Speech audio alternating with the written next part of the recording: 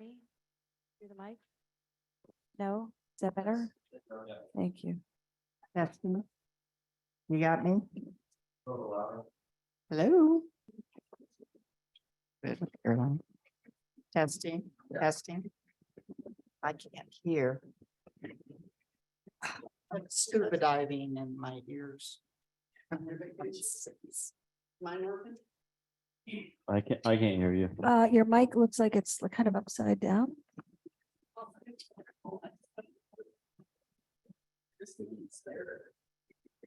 You're fooling Hello, with it. hello, hello, Yeah. hello, hello. Okay.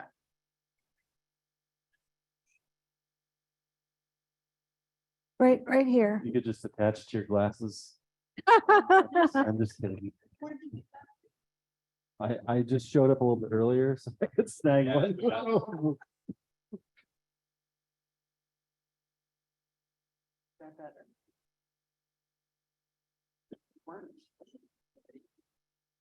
I can't hear anything.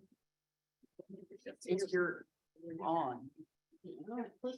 Is the light green? Maybe put it up on your collar. Higher. Clip it higher. Good evening, everyone. Welcome to the December 2022 meeting of the Harmony Community Development Agency. At this time, we'll have roll call. Dan will be Here. Carol Castle, Yes. Joe Phillips here, Ian Short, Here. and Teresa Kramer's here. The next item on our agenda is audience comments. And for audience comments, this is a 3-minute time period that you have to make comments and your concerns to the board. This is not a time for back and forth, so we can't ask questions and answer questions, but we do. So when you come up, please come up to the mic so we can get it on the recording. State your name and address for the record, and then we'll start your 3 minutes. So do we have any audience comments? Yes, sir. Hi, my name's Timothy Dwyer. I live at 3313 Primrose Willows Drive. And I recently started working with the trail committee or subcommittee perhaps. And so a couple questions. I don't expect them to be answered here, just throwing it out. One is Billy's Trail. I know we're working on improving the access to Billy's Trail. I'd like to know the status of that at some point. But my bigger question is the property, Billy's Trail property, proper rather, is part on 4-Star, part on Harmony Florida Land LLC. So my question is, we spend a lot of effort to get access to it. Do we actually have permission to use it? So maybe someone could address that. And I already said the status of the discussion with the Enclave developer about access using our property to get to Village Trail. The other is on the other side of Harmony, specifically Pine Needle Path. We've been working on cleaning it up a little bit, and there's multiple bridges over there. 3 original bridges that are very stout and are wide enough for golf carts. There's another bridge that's on kind of the north side of the pipeline trail, which is not as substantial a bridge. And Dan Peck has been in the process of fixing it up. I'm going to work with him on that. We have a material estimate of about $600. But my question for the engineer is that bridge really designed to support golf carts? It's very narrow and it wasn't built like the other 3 bridges. And if you look at the map, it isn't designated on the map at all. The others are designated as will support golf carts. So question to the engineer, should it be allowed to have golf carts on it? And if not, I think when we refurbish it, we should restrict the width to prevent golf carts on it. That's it. Thank you, Tim. Yep. Thank you so much. Okay. Do we have any other folks? Yes, sir. Hey, good evening. My name's Fred Meek. I live at 6848 Sundrop Street.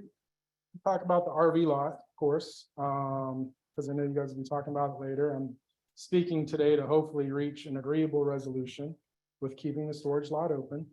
I've reached out to several different county entities over the past 30 or so days from our fire and rescue services to the zoning manager to the community development department at Osceola County. Yes, they know it's open. Yes, they know it's back there. The entities don't feel that we are necessarily out of compliance. In fact, they're willing to help our RV lot be successful. They're willing to work with us to keep it open, but it requires both parties to come together. There's no plans of fines per day, penalties, criminal penalties, misdemeanors. Osceola County is not interested. When we sign our lot leases, we're signing a disclaimer with acknowledgement that it's our own risk, including damage, destruction, or even death. As far as not being permitted, I would like to think a government entity like the CDD would not have taken fees from the users of the RV lot or the garden if this was the case. I'm really not sure what the big issue is here. It's been here for years with no issue. Here we are with a garden that we have a vested interest in as well. How is this any different? There are structures in the garden, are there not? The fire department clearly states that they need to reach every inch of the structure, right? The little schoolhouse looking structure, the tool storage shed, the pergola, those are all structures that are part of the garden. Where are the road strength tests? How can we prove the road strength? It clearly states in the letter that I received from the fire rescue department that they aren't requiring us to upgrade our previously approved access roads to meet garden requirements. It's on the same road as the garden. How is this any different? A few months ago, we had an unfortunate incident at night that required Osceola County Fire Rescue Services back in that area. Rescue services will go where they need to go to help. I'm willing to donate my company's time, equipment, resources for determining the actual strength of the road. That's what I do on bridges, bridge inspection, roadway design, roadway construction, roadway inspection, nuclear density and compaction testing. You know, I can get people out here tomorrow to do that. It will give us all a baseline. As stewards of the community and elected officials, please work with the residents of the community. Even though not everyone has a stake in this or a use for the RV lot, we can still figure a way to make it a win-win situation for all parties that do. Save the proceeds that you get for the rental of the storage lot from the residents and improve what needs improving slowly. The county will even help. I'm not asking for raising any additional fees or bonding from the residents of the county. Let's just work with what we have. I'm willing to volunteer my own time and management to make this a success. Please let me know if you want me to email you any of the correspondence I've had with the county. I'd be happy to share. Thank you. Merry Christmas. Happy New Year. New Year's. Any other public comment this evening? Any on the Zoom call? Any on the Zoom? Remember to unmute yourself if you want us to talk and we're not responding. Joe, you can hear us correctly, right? I can hear you fine, yes. Thank you, Joe. Okay, hearing no further public comment, we will close our public comment period and move on to our next item on the agenda, which is oath of office for our newly elected board members. Right. I'll turn it over to Sean. Perfect. So Dane, I would ask that if you could please read your oath of office. Yep. I, Dane Short, a citizen of the state of Florida and of the United States of America, and being employed by or an officer of the Harmony Community Development District and a recipient of public funds as such employee or officer, do hereby solemnly swear or affirm that I will support the Constitution of the United States and the state of Florida. And as a recipient of public funds, I will faithfully, honestly, and impartially discharge the duties devolving upon me in the office of a supervisor. Perfect. Thank you very much. Welcome back to the board. And then one last question. Would you like to receive compensation? Yes, sir. Perfect. And Joe, if I can get you to read your oath of office as well. I, Joellen Phillips, a citizen of the state of Florida and of the United States of America, and being employed by or an officer of the Harmony Community Development District and a recipient of public funds as such employee or officer, do hereby solemnly swear or affirm that I will support the Constitution of the United States and the state of Florida, and as a recipient of public funds, I will faithfully, honestly, and impartially discharge the duties developing economy in the development of, in the office of supervisor. Thank you very much. Welcome back to the board. And for you as well, would you like to receive compensation? Thank you, Teresa. Okay. And this being the next meeting after the election, after 2 weeks after the election, there's a time period, that has to elapse. This is the time where the board, reorganizes itself or realigns itself.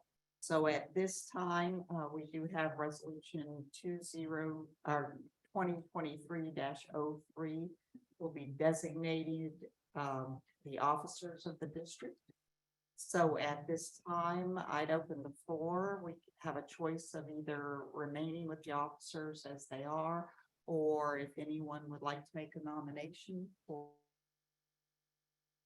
I'd like to know whether anybody else is willing to be chairman. Is anyone interested? Speaking for myself, I definitely do not have the personal time required to fill that role. It's hard enough keeping up with the website and the monthly updates and all that, so I respectfully pass. I don't currently have the bandwidth for it either. Nor me. No, and I still am learning so much that I think unless. I was really hoping that. I will help you. Well, I'm not allowed to talk to you between meetings, though, so I think it's difficult. Well, Yeah. So Serve let, as vice chair? Well, but Carol's doing a great job. No, I will. Oh, I'm sorry. But see, I still have too much homework. You shouldn't put any. If you're overwhelmed and if it's just not a lot of work and if I can learn it, I will do it. I will state that I will be traveling a bit more this coming year. So I will need to be sure that the vice chair is able to step in. I won't be gone for extensive periods of time, but I don't want to talk about CBD business long. So, No. is there anyone else? Dan sounds like he would be willing to relinquish the vice chair. Carol, would you be interested? I really don't. I mean, I'm having trouble keeping up with all that I have on my plate already, and I'm on the HOA board and I lead the Nature and Animal Committee. So I feel like I'm doing a lot for Harmony already. Certainly are. I would, be happy to step aside, but if none of the, newer, freshly elected members would be willing to, I'd be fine staying on that role. Dan, you're being fine. How do you feel about staying on as chairman? Well, I wondered about preparing for this meeting because I have never been a part of this, and I thought, man, I don't have the bandwidth, but I don't want to put somebody in a position where they have to do it either, right? Unless they're up for it. So I don't know. I don't feel I know enough yet, still trying to figure out how all this. My other thought on it was if we were to put somebody else in there, you'd learn really fast. Out of necessity. I do like I'm willing to stay and continue on, but I would need to ask the board to assist me with that and maybe think, along the lines of each of you taking on maybe a role, somebody, watching the bills for electric and water, maybe just to keep an eye on whether, because we do get weekly reports on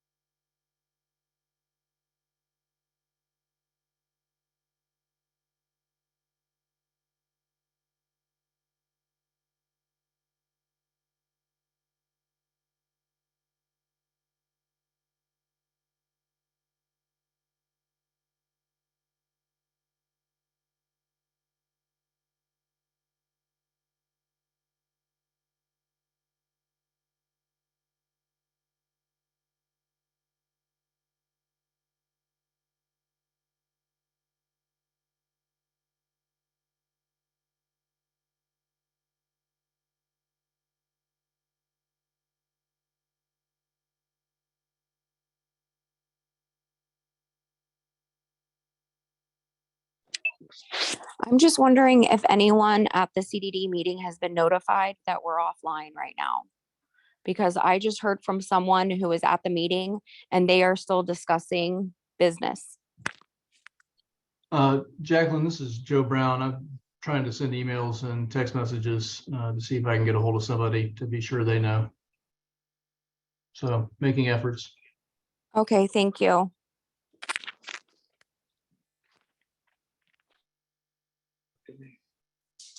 Jacqueline, can you hear me?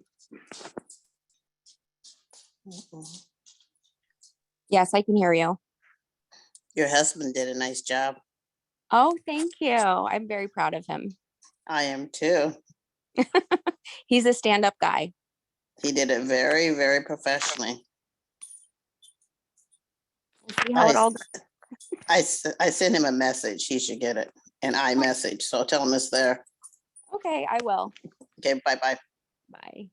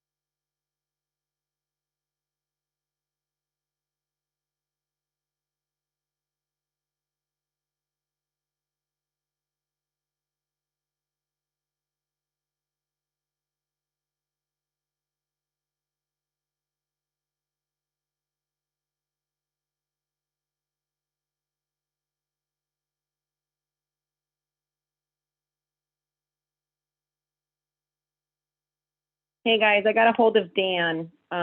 He's asking if the video is working. I told him that there's a bunch of us on the phone that can't hear anything, but he wants to know if anybody is on video and is that working? Nope, the video's not working either. This is Deborah Bear.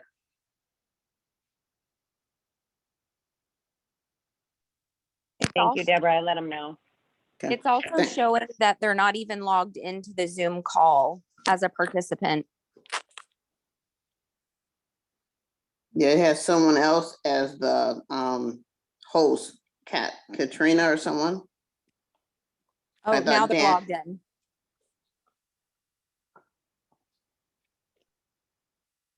But who's the host? Okay, Harmony CD host. Okay, they're back.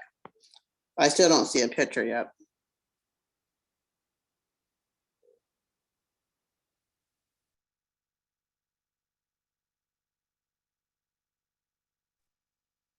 I see a small picture up there, but you can't do anything with it.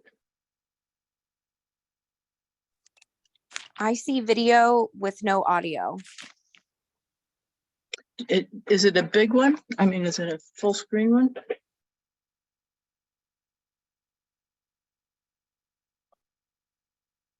I think it's going to depend on your what- view, but we're not able to hear them. It looks like they're on mute. I don't know if they can hear us. Right, yeah, you see the mute thing right there. Oops, now it's off. Hear us now? Yes. Yes. Okay, great. Yes.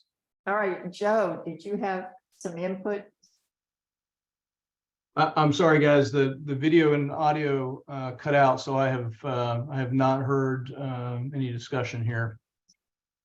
We haven't really been discussing anything. We just had a presentation about the RFPs, but we haven't been discussing any specific information about any of them. Right, it was just an introduction to inform us that all three of the proposals are qualified bids. And now we're going to go into kind of an administrative cleanup. And I'll go ahead. I don't usually make motions, but in order to be sure that we have everything along the lines, I would like to make a motion to number one, waive the typographical error. There are there's one typographical error in the Juniper proposal. In the section where it says trash and debris disposal, it mistakenly says 95,000. It should be 9,500. However, the totals for the annual pricing are correct. Another typographical error in the benchmark proposal under mowing. It just, on page 14, it dropped off the last 0. So, but again, the totals are correct. And secondly, waive the failure by benchmark to include a corporate organizational chart. And thirdly, to waive the failure by each proposer for proof of licensure in Osceola County, with the understanding that any contractor selected must prove proper licensure before contract. Do I have a second? Second, I have a motion and a second. Any discussion? Hearing none, I call the question. All in favor? aye. Aye. Aye. All opposed? Hearing none, motion passes. Chairwoman, quick question. Is there any chance that we can move to the Cervelo reports to let them do their thing and then move on so they don't have to be a part of the Discussion. discussion? Out of just professional courtesy, that's okay. Thank you. If I don't hear any objection from the board, can we go ahead with Cervelo's business? Absolutely. I agree. All right, contractors report, real quick. Obviously, we're in our winter season.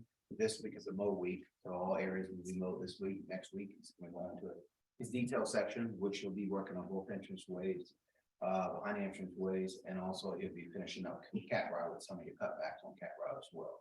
You won't get a full cutback of all plants throughout the property in February, late February or March. Okay, any questions for us? The tree that was held over from last year, the tree trimming, is that going to be done soon? Yes, they was out here today. Oh, okay, they were out. Yes, absolutely. Wonderful. So they are working on So they will continue doing that. that. Yes, absolutely. Fantastic. And did they get that? Do you know if they got the one tree over the shade screen that's been rubbing against? the shade? No, that's gonna require a lift. He had to lift out here, but right now with the rain and everything, there's too much more to back there, so it'd be causing more damage than anything. So he should be able to get it next week. Okay. So as long as, I'm sorry. go ahead. There's a couple of those trees, right? So we have some of the pools that are over some of the. Yes, So those all be taken care of around the same time? yes, absolutely. Thank you. Okay, great. We do have some proposals. Do you want to deal with those at this time or later? We can deal with them now. Okay. In case we have any questions. Wonderful. The first proposal is installation of annuals. Proposal number 7325. The cost would be 3,440 for, I presume that's a one-time planting for the winter Yes. annuals. But there was no description as to what was going to be planted.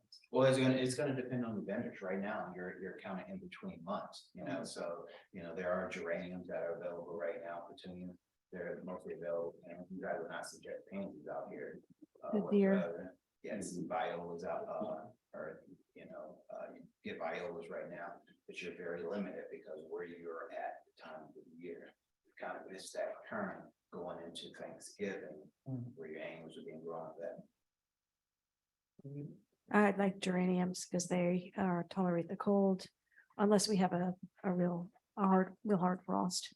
The pansies are gonna get eaten by the deer. And what was the other? They have violas. Oh, right now. petunias. Those are gonna be- Petunias, but violas are the same as pansies. It's the same. Same way. Yeah, no, and petunias are lovely too, and they, you know, as long as they remain planted because they dry out like that, if they are kicked out. Yes. Do you want red and white or solid red? I want pink.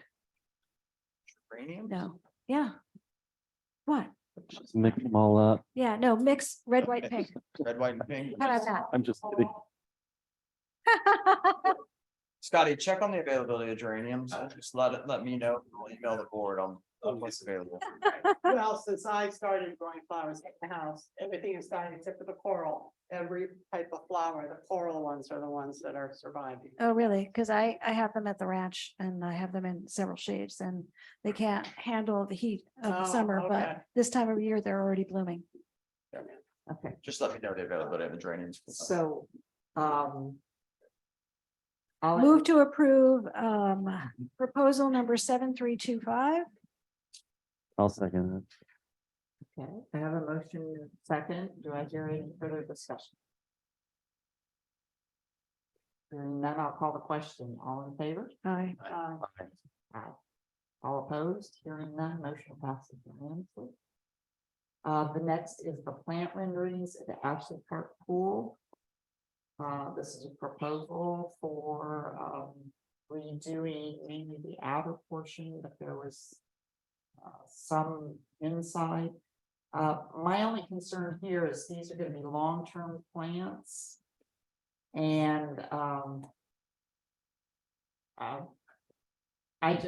I wanna be sure that the folks that put them in are here to honor any warranties with them as we move forward. Well, and I'm confused because the proposal shows a variety of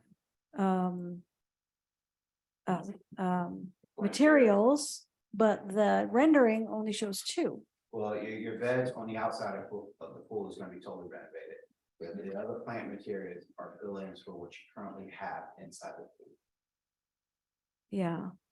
Well, I wanted to, vary you with the large expense of trying to renovate the entire pool, you have probably 80% of good plant material inside the pool. yeah, well, Thank it you. is a large expense already, over $12,000. Yeah. So, but I agree with your point that we would want, if we spend this kind of money, we would want the plants, and their installation to be warranted, so. So. I got a question. Yes, sir. Scotty, how long would it take you to do all that? Like, how long does it take Surveilla to do that work? Depending on the crew size, but that $12,000 job should last the day. Okay, all right. Yeah, after the day. And I actually, kind of agree with Mark, if you're gonna pick a new vendor, you want someone to install it, that's gonna be able to warranty it. Once Makes the fellow sense. is gone. So, at this time, I would, recommend that we table this one. So we make a decision on landscape. Do we need to move to table, Mm-mm. to vote to table? Okay. I agree. The next one is, proposal number 7400, leaf removal. This is on the right of ways that were turned over to the residents for maintenance October 1st. And then that will go hand in hand with also the sod proposal, which we'll deal with next.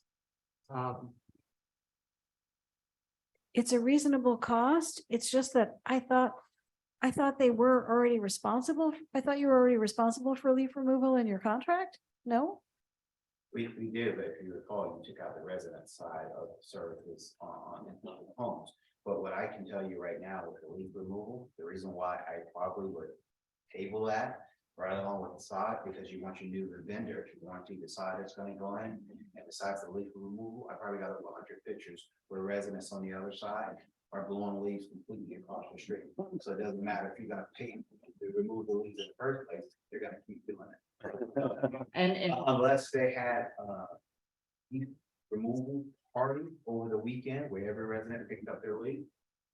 But every home is simultaneously going across.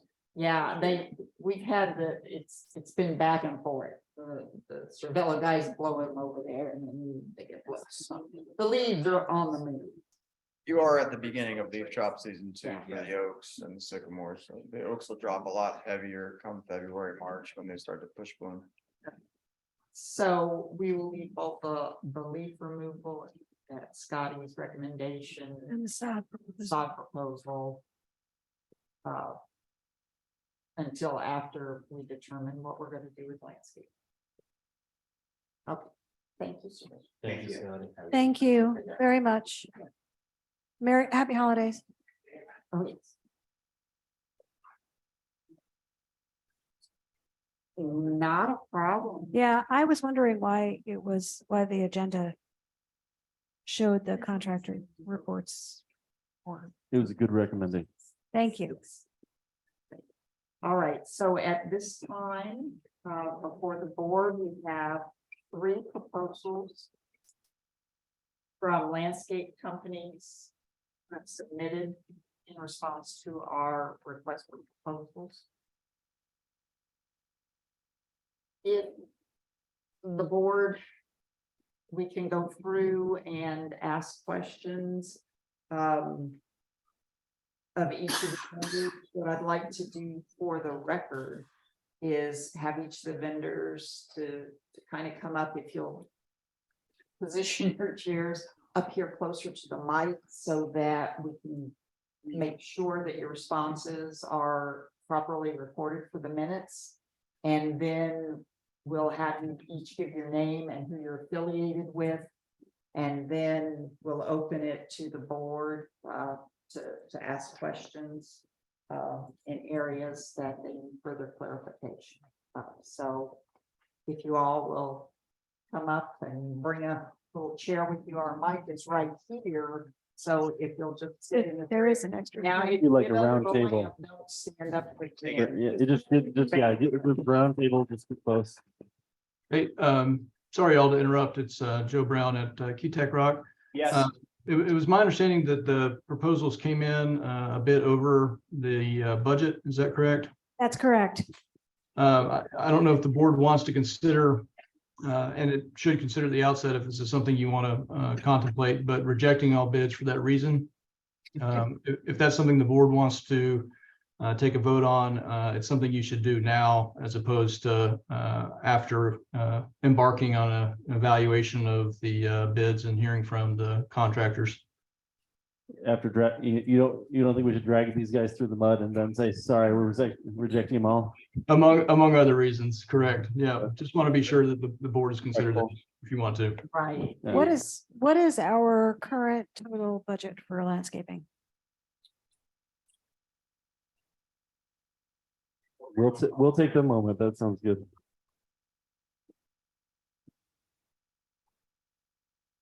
Okay, so we'll go through, we'll address that in just a minute. As I recall, it was 595,000 for what's contained in the main scope, and then there are some extras added on.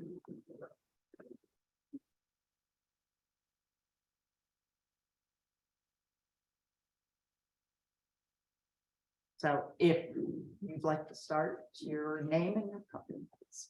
Name is Calvin Sorensen. I'm with Greenleaf Landscape Maintenance. Good evening, Mark Bradley with Juniper Landscaping. Jacob Roots with Benchmark Landscaping. And Michael Bakken with Benchmark Landscaping. Thank you so much.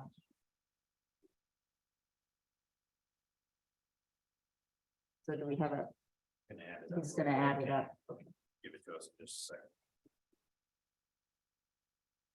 Can I motion to discuss what Joe Brown suggested? Yes. Okay, I'd like to motion for that. To discuss it? Yeah, discuss what Joe suggested.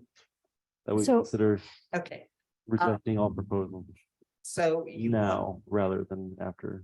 Okay. I don't know how that's done, but it feels like. Well, we'll go ahead and discuss it briefly. And then we'll make a decision if someone wants to move to reject them all or not. Okay, And then- just one, make sure. it is. So our current pricing structure, like I said, it was 595. Has that been verified? Right now. I'm just sorry.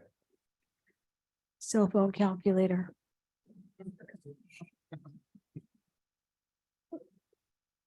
Flashlight.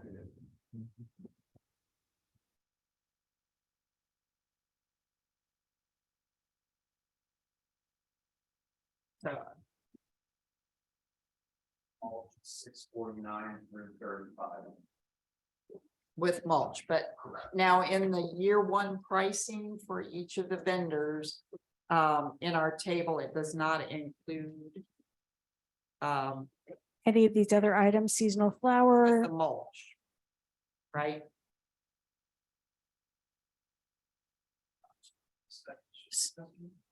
So the year one pricing that each of the vendors gave here, let's, Less mulch, yeah. is less than mulch.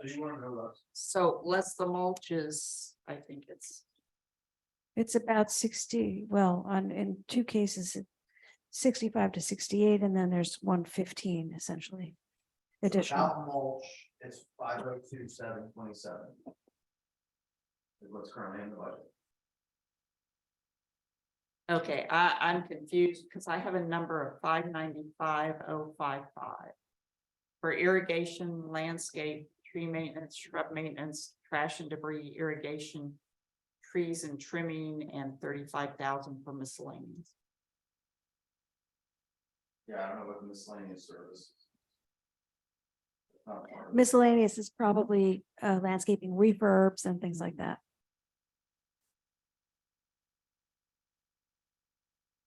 And the year one pricing, which is what we would be facing the first year. And now again, apples to apples, but without or including the right of ways is 860,646.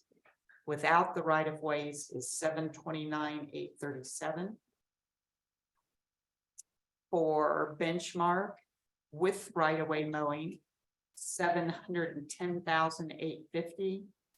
And without the right of way mowing, it was 693. 693,000. For greenleaf, 677,000 with the right of ways mowings in, and 660,000 without the right of way. So we're talking the lowest bid is again above our budget by about $70,000. yeah 65,000. And So it's about 10%. and as you go up. So we will have to, if we select any, if we do not reject them all, and we select one of the folks sitting before us, we will have to either find money in our budget or pull it from the 300,000 for reserves that we were setting aside. So at this time, is there anyone who would like to make a motion to reject all of the bids?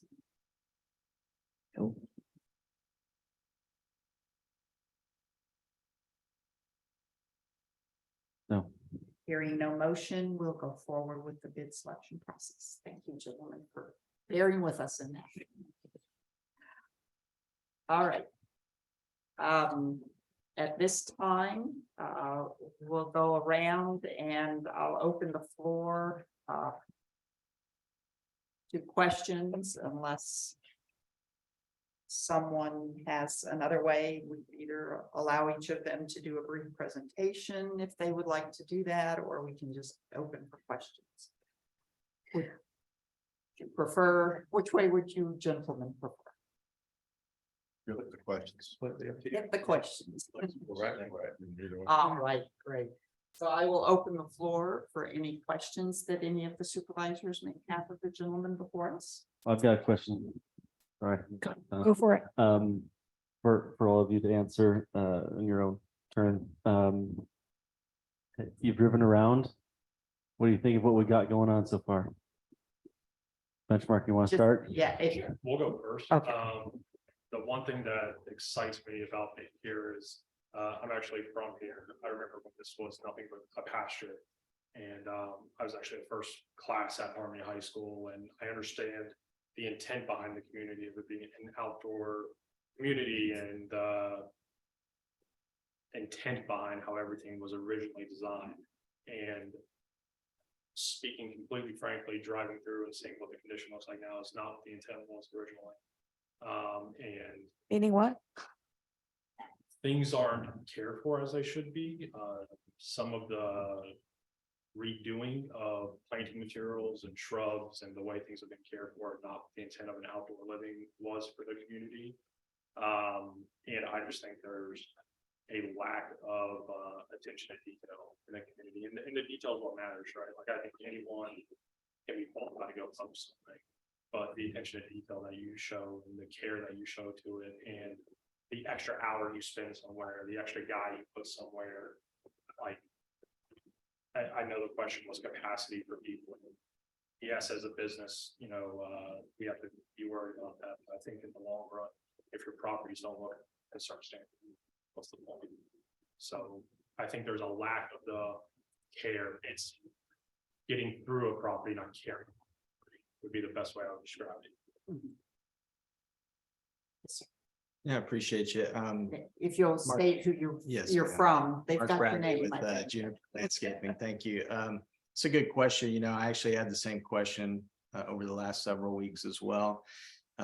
You know, appreciate you all having gone through this process several months back. I would actually, I have the question for the board is, why are you going through the process? Is it obviously intend to make a change? But what are your thoughts about the landscape? Because I have lots of thoughts and ideas, and I'm sure my peers do as well. The gentleman from Benchmark just shared, but what do you want to see? What are your thoughts, candidly, since we're all here? Well, Because I'm gonna start, what I'd like first is for you to tell us. Sure, okay. Is does the community look the way your Great firm question. So, you know, having garnered a familiarity again with the project over the last several months, I think like my peers from Benchmark just shared, I think a community this size, a project of this size, everybody can mow. All of us can mow grass really well. That's not what people are looking for. That's not what they expect. I think that the attention to detail is lacking consistently. I think that there's an overwhelming feeling that shows through in the landscape when you drive through. I think that the intent, like my peer just shared, is just not being expressed in how the project is approached consistently. So I think that that's what the community expects from their contractor. They expect them to understand the scope. They expect them to bid honestly, and perhaps a process of evaluating budgets for future years. But I think that that's the expectation, and that's what Juniper would be prepared to deliver on. Thank you. Thank you. You know, obviously, I mean, like we all are gonna say, we can all cut grass and, I mean, this, that, and the other. It's an opportunity to, you know, put it back the way it needs to be. It's a challenge, and that's exciting. Having driven through and seen some things that, and again, not to bash anybody, but I think we can all agree it's not probably up to where you guys would like it to be. And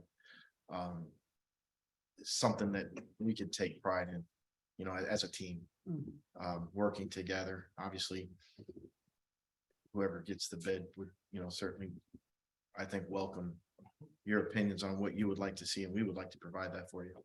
Give you something that when you walk through here, you can actually say, you know, this is what we want. That's something that's, you know, for me, I do properties. We all, again, have our current course of work, but we have the hand in making people happy. And I think that's what I think's missing here. It's kind of like they're just here to fill a role, do a job, and there's no care. Payne, did you have anything to follow up? Thank you. I'll just say, a question was asked, why are we looking to change? Because we've just gone through this process. So there was some pretty intense pressure from a number of residents, not the majority of residents, but some very vocal residents. When we had to go through the RFP process, we were obligated to.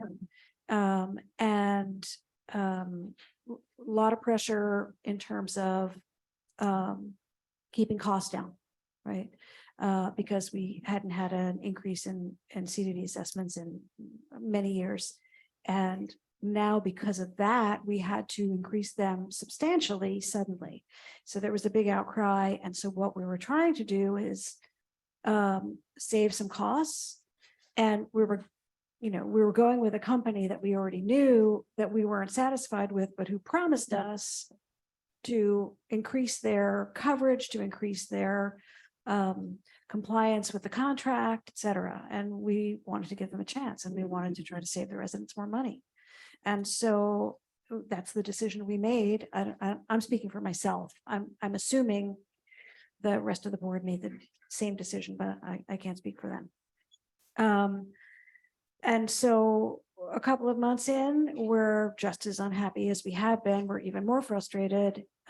Lots of things not completed, lots of things done poorly, lack of attention to detail, and some upset residents. So that's the reason why you're here again. Yeah. And I just want to say thank you for rebidding, considering you just did this, and I know it takes a lot of work to do that. I noticed that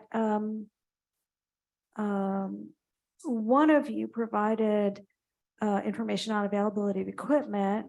One of you provided some indication of the staffing level, because one of the problems we've had, and our problems with, I've been on the board for, I don't know, 14 years, something like that. So I've seen, we had REW to start with. They were the developer's landscaper. We had Luke, we had Davey, now we've had Cervello, and it's the same thing. It starts off nicely and then it devolves, and we end up in the same situation. And I really want to know why you're going to be different. Well, this Benchmark Jacob is speaking. benchmark, yes. Exactly what both of y'all have kind of just said is exactly what just happened in Celebration with us. So large companies in there, good for 2 years, for 2 months, the honeymoon period, all that good stuff.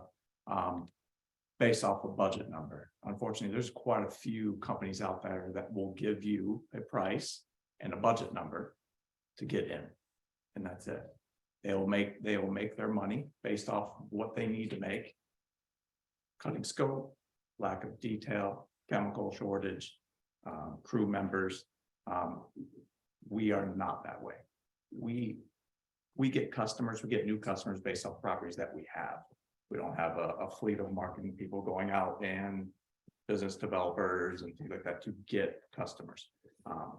We pride ourselves on our properties, which gets us more properties. And that's long and short.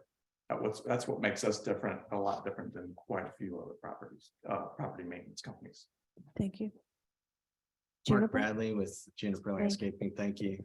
Good questions. As a branch manager for South Orlando branch, it'd be my responsibility to make sure that we're executing consistently, right? That's and meeting our commitments. Quite honestly, what I found when we enter a project is, the communities expect us to come in, and the first 90 days, we're going to make a change to the community. We're going to improve it dramatically.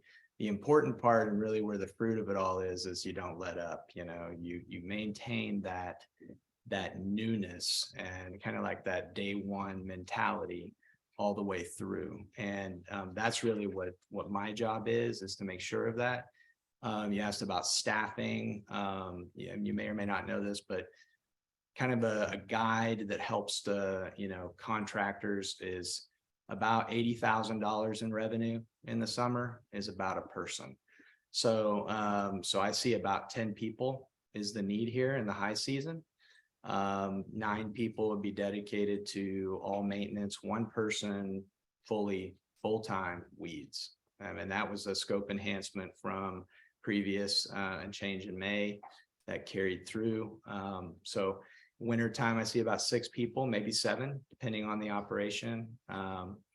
But it's important to always stay 100%. And that's really what I see. What happened here is the letting the foot off the gas and the need to make a change in the community. So that's what I would deliver on, and I'd be proud to do so. Thanks. Thank you. Greenleaf Landscape. So one of the first things I've done after we put these numbers together and I sat with my boss, I immediately told him those budget numbers for our budget numbers for revenue. We would exceed those on our side. So I'm gonna blow our budget to get this place. And he's well aware of that. He knows we're gonna take a loss. I think on a more different scope though is a personal level. I mean, what are your expectations? What are your homeowners? I mean, taking time and talking to people that are here, what do they want to see? You know, and you know, their opinions matter. They don't have to be angry, yelling, screaming. We can have a conversation. But they will be anyway. Oh, no, sir. No, it's the nature of the beast. And look, they pay a lot of money to be here. They have expectations. They're not, they certainly feel they feel they're not being met. And that's understandable. One of the things that I've done on a couple of our properties, we'll have a group text. So if somebody has and wants something, they're gonna put it in the text not the whole neighborhood, the board.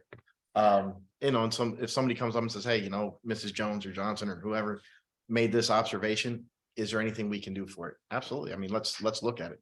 There's a solution to everything. We just have to be willing to find it.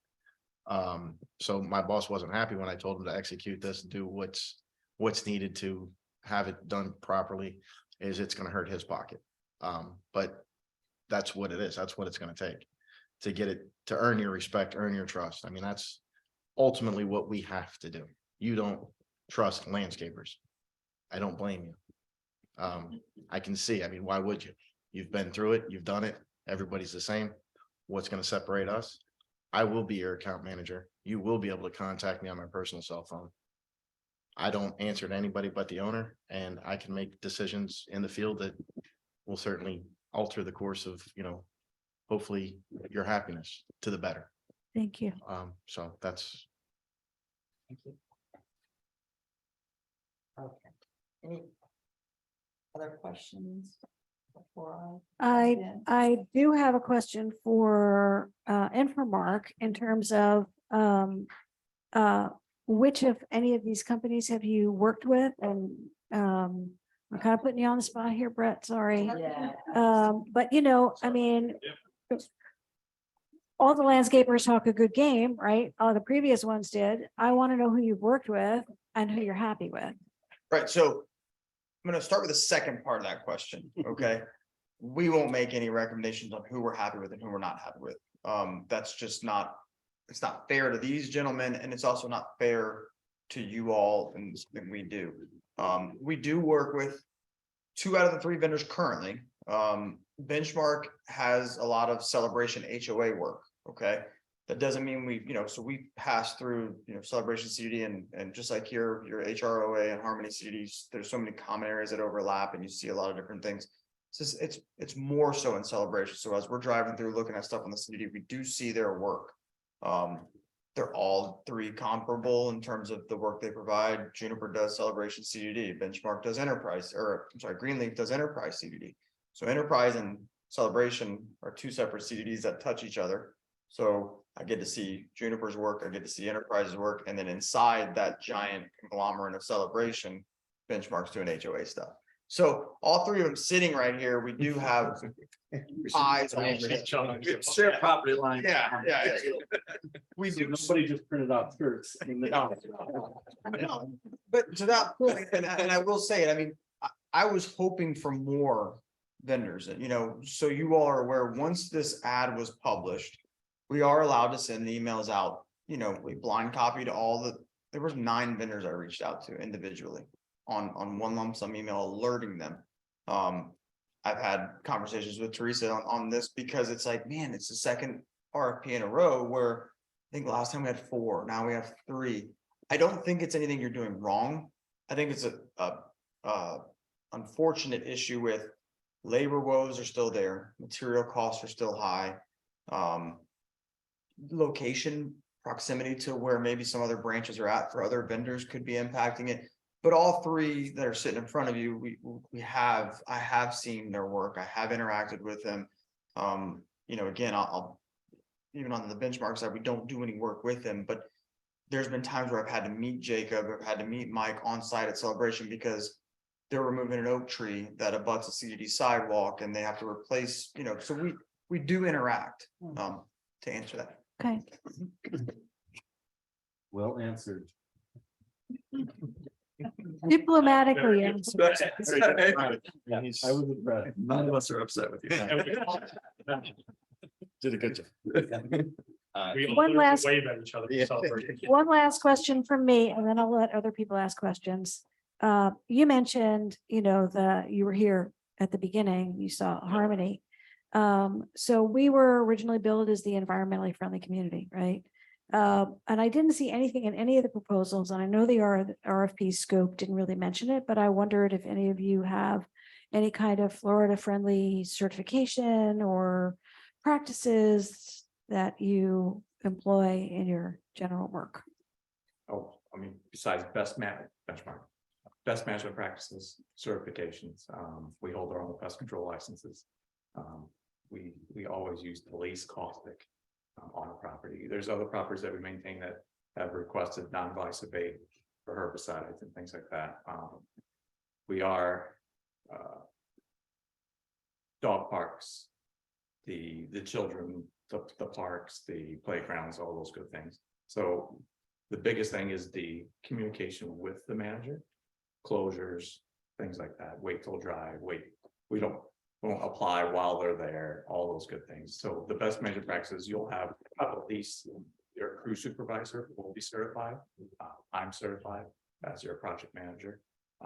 And then it just goes up from there. We actually teach in our safety meetings, all new incumbents for the best management practices. Thank you. Mark Bradley with Juniper Landscaping. It's a good question. Best management practice, Florida certified, native, all of that. I mean, I think it's a dirty secret in the landscape industry. My peers could probably agree to this, that the use of chemicals is highly prevalent and common, right? There are certain things that work and there's certain things that don't work, you know. But the ideal scenario is to get the health of the landscape to a point where you can pull back the usage of chemicals. And it's a win-win for the environment. It's a win-win for the community. It's more functional. People and pets have less interaction with chemicals. You know, our soils allow quick leaching, but nonetheless, it's there. So I think from a chemical usage and a Florida friendly and native and all of that, obviously not wanting to deviate from the theme of the community, but over time, as plant material needs to be replaced, or there needs to be a freshening up of a certain area. The idea is to select plant material that doesn't deviate from the overall theme, that doesn't need a lot of chemicals or water, that can enjoy and bathe in our summers, and it's not going to get chewed up by everything. So that's what we try and do, and it's a win-win. Thank you. Thank you. Cal Sorensen, Greenleaf Landscape. Certainly, you know, with I'm sure we all hold the same certificates. You know, one of the things is that we lose in Florida is our soil quality. And I mean, we're building on whether it be muck, sand, things like that. If we can increase the level of organics in the soil, we can help the plant be more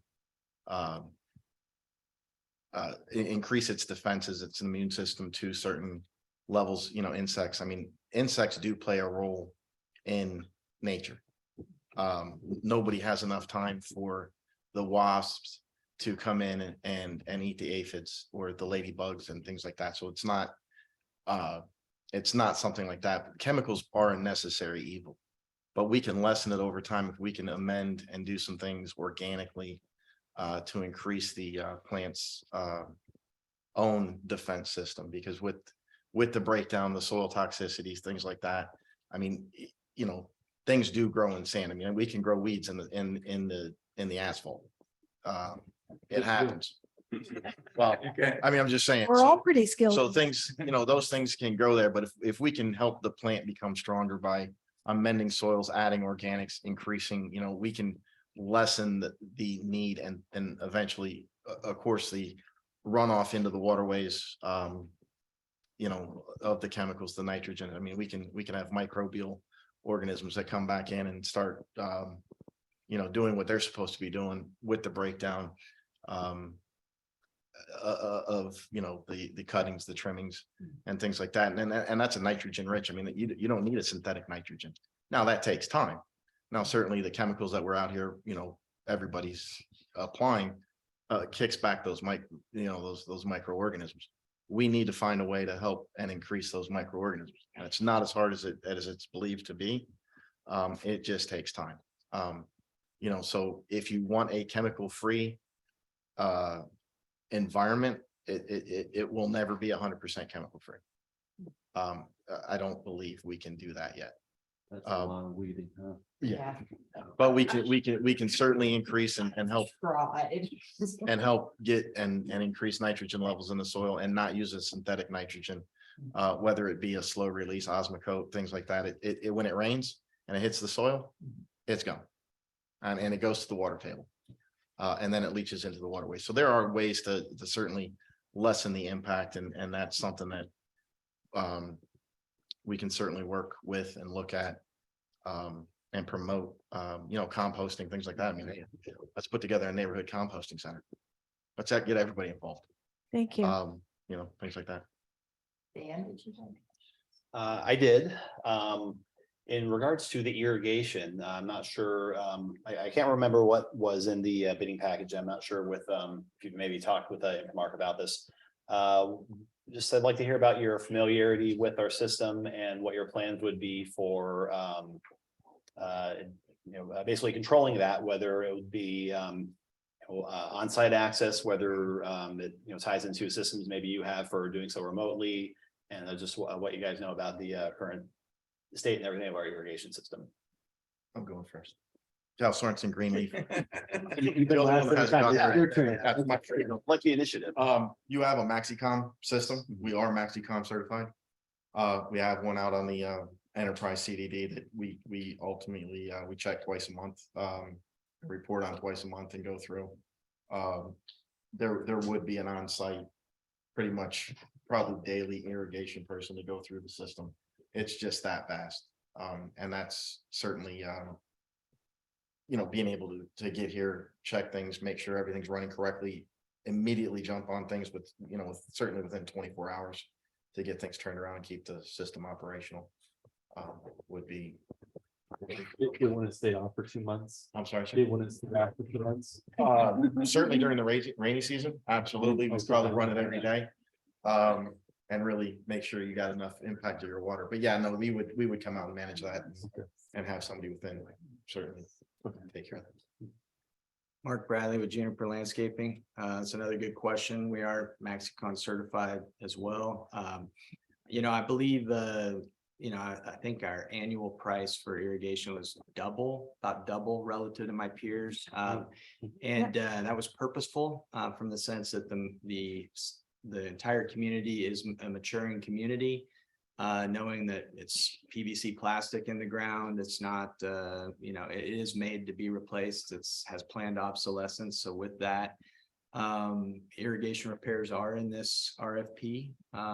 We anticipate them to be substantial on a regular ongoing basis, just due to that nature of the aging system.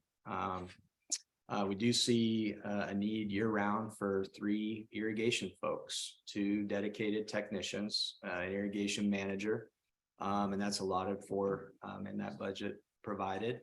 And, you know, just making sure that it stays 100% on a regular basis, it requires that intensity of effort. So we'd be prepared to provide that.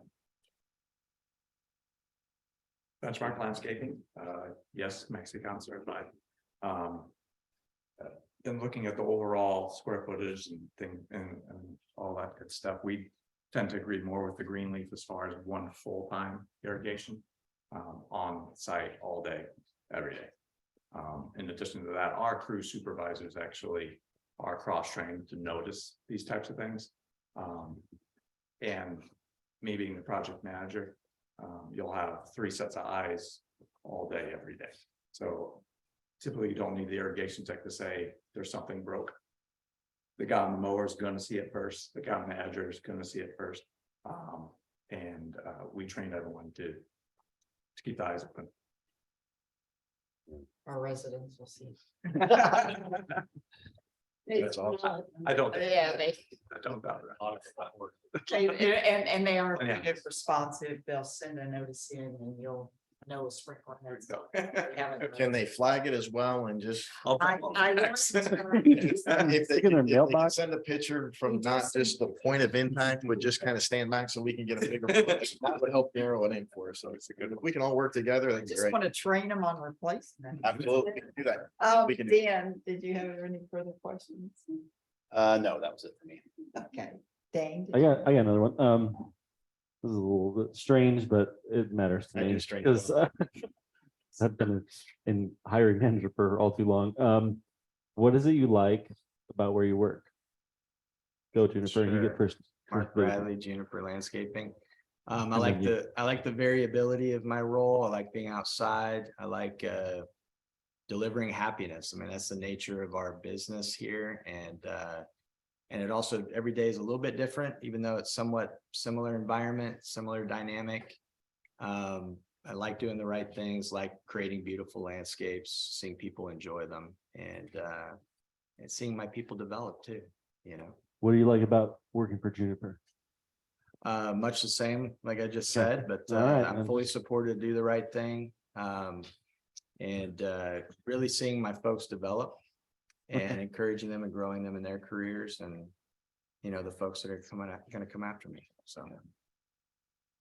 Cal, you're next. Cal Sorensen, Greenleaf Landscape. I like being outside. I had a job. I wanted to shoot myself in the face. I can't do offices. I like working outside. I like being with people. I like my guys that I work with, my crews. 5 of our guys have been together for about 20 years in total with the owner of my company. I've been with them for about 12. We get along. We're like brothers. And I like seeing it's like art, you know, you start with an empty canvas, and by the time you're done, you know, you can walk away and go, you know what, I'm happy with that. I'm proud of it. And see it down the years as it grows and everything. I was a part of that. Just being a part of something that is, I guess, I don't know, kind of bigger than me, I guess. I don't know, not that I'm very big, but it's kind of cool. And, you know, working with people. So being outdoors, even though it's 98 degrees, I enjoy it. And that's cool. True Floridian. Pretty much. Benchmark, so just to skip right to it, this is the owner.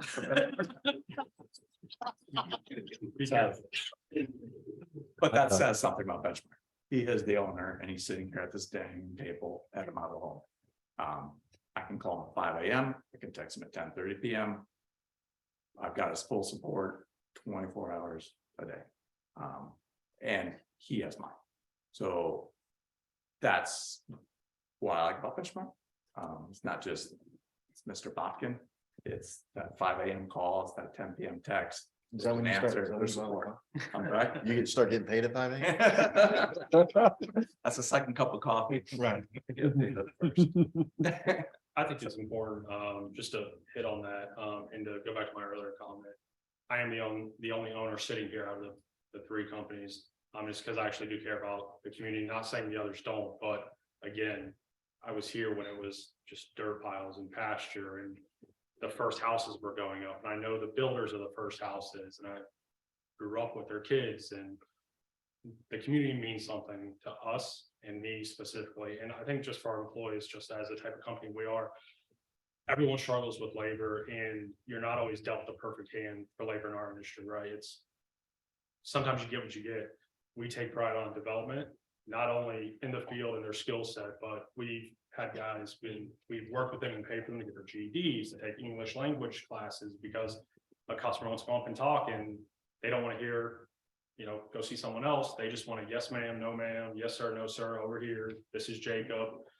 We pride on, you know, growing them holistically, not just in the field and then see you later and pick up your check on Friday. So, you know, we do all the family stuff, which I'm sure they do as well, the barbecues and all that. But I do want to point out, I am the only owner here, and I hope that's a symbolism of the care for the property that we have. Thank you. We appreciate that, and we do know that they care. We can sense that. Anything else, Dave? Not for me. I do have one question, I guess. Well, I really don't. One of you's gonna have to do something to help push this over to one side for me, because I really appreciate all of you, and I'm very impressed with all of you. I guess, I would ask about your, turnover of your employees. Do you tend to keep your employees for a long time, or do you have them quitting all the time and having to hire new ones? So I'll, if I may, jump on that one. Cal Sorensen, Greenleaf Landscape. So the owner of my company actually sold his company that he started when he was 18 years old. Ran it for about 20 years and got out. And then after, contractual agreements and things like that, came back into the business, made 3 phone calls. And the 3 phone calls were myself and 2 other workers that had worked with him in the past. And I didn't even hesitate. One of the gentlemen, he was crying. This is an adult male that was crying that my owner was back in the game, and we're, like we said, we're a family. So, it's we retain our guys. We're a family. The guys who actually come in and drive. No, absolutely. They are my family. We are brothers. Absolutely. We eat together. We fight together like brothers. We argue, but we are a family. They are my family in Florida. He's gonna have some employees. Oh, certainly. You have turnover. You can't stop it, but we have employees that, again, came back into the game that, 22-year employees that, All right, that were together. good, thank you. Mark Bradley with Juniper Landscaping. I would say from a turnover perspective, it's moderate to low compared industry wide. I know and I'm just speaking for the company overall. Locally for me here, I would say it replicates that as well. Seasonally, of course, you have some pullback in the winter. It's a natural progression of the landscape, seasonality. But successfully year after year, we do have the same folks return. Some folks move, it's natural. We do have a lot of families, we encourage that, where they're brothers, cousins, that sort of thing. I don't have a real challenge with labor. It's hard sometimes from a, like having the best driver or the best crew leader, but a project like this requires the best of the best. Let's be honest, right? It's not a place for newbies to get trained, that sort of thing. So, but we do have a majority of the staff on hand that would be able to dedicate to this project. So I don't see a need to have to staff up dramatically. Well, I meant more in terms of if your employees are happy, your company is good. It's, they're 32 years, not every single person worked in his office, but still there 32 years later. We It had to say something about, Who he is. Jacob and benchmark. So along those lines, crew leads 10, 12 years right now. Okay. Each crew lead we have has been here at least that long. Okay. Our project manager, that's not our project manager, sorry about that. Our production manager actually is my brother. He's worked with me or for me since he was 17, so 20. Well, that's a cool. Our field, I think part of the. I'm one of 9 kids. That Part is of your question pretty good is of, trick. sorry, I think part of your question is about the field, we've all been employed, right, or obviously own the company, and our managers always stay and stuff like that. It's the field labor that gets the job done. Over the last 5 years, we have 92% retention in field labor. Okay. And I think that's extremely high and a lot better than industry standard. And I think a lot of that goes to, we pay above market, we give benefits that other companies don't in the market. And we treat people with respect, and we do things outside of the field to keep employees. Okay. Yes. No, I was just really trying to think of something to maybe help separate them, because I really think you're all very capable and have done well. I guess the other question I wrote down, I don't know if it's a fair one, but, if some people didn't come to work, would you roll up your sleeves and get out there and do it? Oh, absolutely, man. I don't dress like this. Well, I wouldn't, because I can't stand the heat. I don't. No, absolutely. I will, if there's an empty position, whether it's stick edger or driving the truck. I'm the last person that's available. I will be doing whatever job needs to get done. Absolutely. Mark Bradley with Juniper. I mean, at the end of the day, we're all landscapers, right? We're horticulturalists. This is what we do. This is the substance of our profession. So absolutely. I mean, regularly, from a training perspective, like, I can't speak for my peers, but we're out there. I'm out there physically to develop folks. So absolutely. Yeah. Job's got to get done, and we would. Well, not all companies So, do that, so yeah, that's why it does. yeah. Jacob with Benchmark, and yes, typically I have 3 different pair of shoes in that truck. Depending on what I'm showing up. I'm one with the baseball cap and the hard hat and the full brim, so yeah. Okay.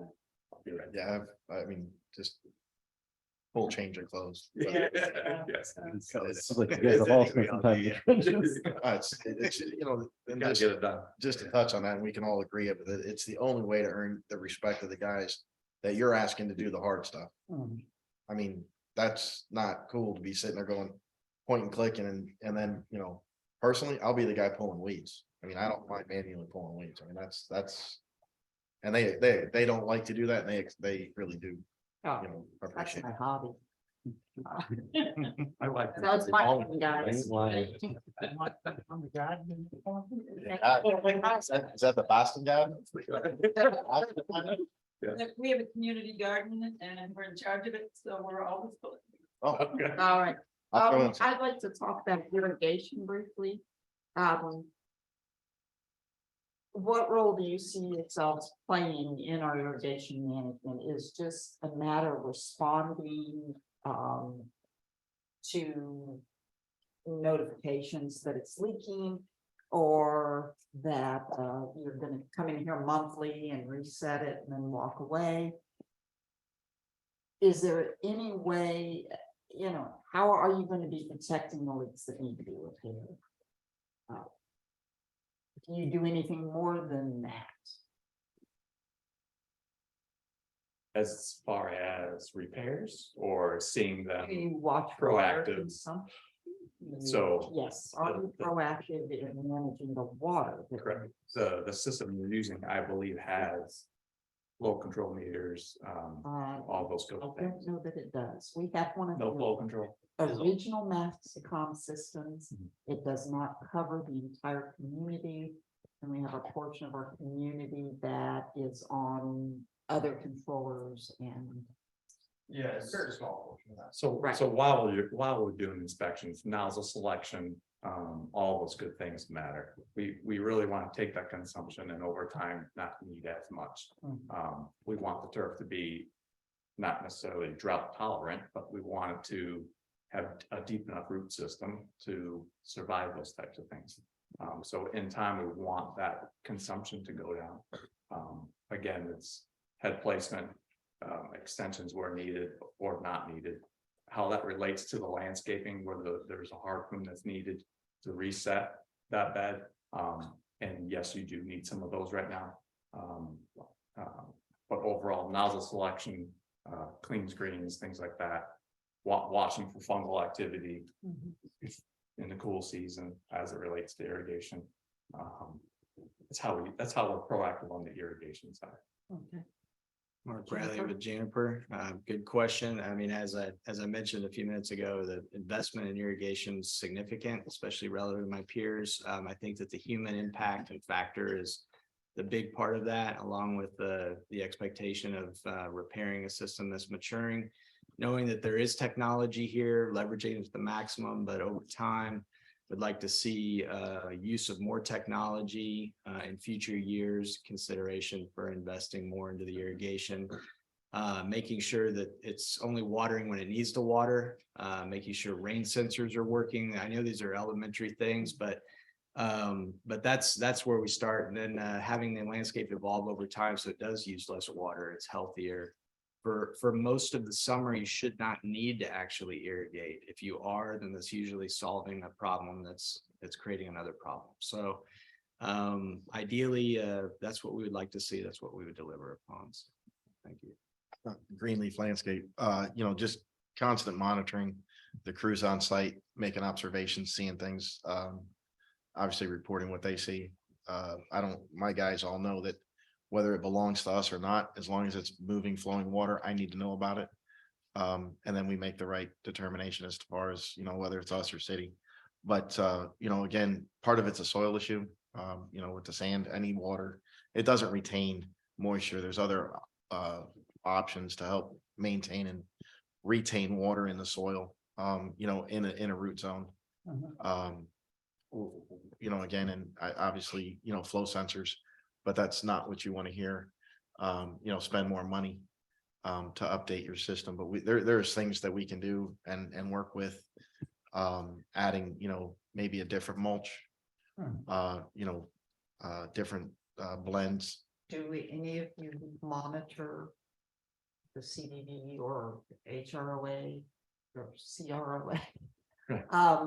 Do you monitor the actual reclaimed or irrigation water usage of your communities? Is that a second question to the Yes. first one? Okay, Greenleaf landscape, With yes or no? yes, we do. Yes, you do. Yes. Okay, on a what basis? Probably bi-weekly. Yes, bi-weekly? Mark Bradley, Juniper Landscape. I can give you an example. Right now, Live Oak Lake CDD, Twin Lakes HOA. They do have the capability where we're monitoring it daily. They did make that investment in the technology, so it makes the data available to us. But obviously, if it's the good old fashioned flow meters, what's happening, there's that presence every day. It's required. Yes, ma'am. Benchmark. I would say the short version, bi-weekly. And yes, we do. Occasionally CROA or non-CROA will send out all their meter readings. We get alerted to any discrepancies on previous year, previous quarter spikes. So on that regards for CROA, we're more of a reactive because we cannot read their meters. We've got a situation where we don't have phone meters, but what we are working with Toho is they are providing us with weekly on many of our meters, some of our meters. And, yeah, they're coming up, their system is coming online soon where they will be able to give us real-time access. So if you're on board, That's what you. there will be real-time access and usage. Used to do the same thing for water management and self water Okay. management, so. Wonderful, so you all would be able to work with that.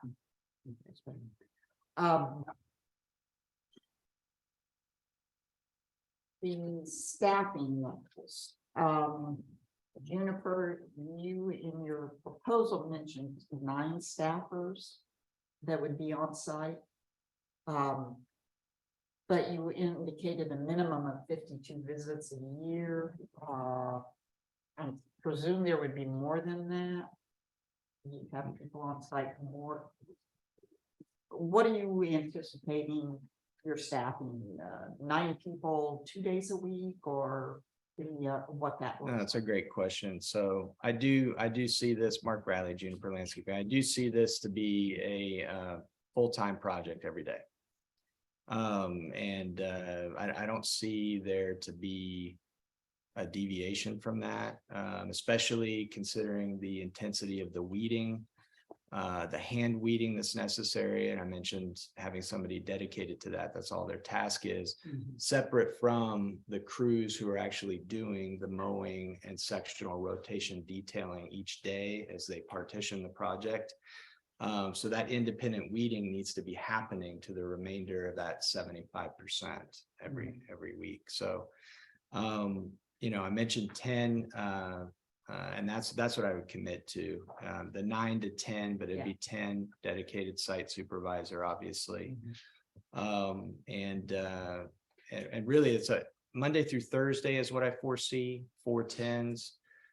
Really, the reason for that is to allow that buffer and that flex for Friday.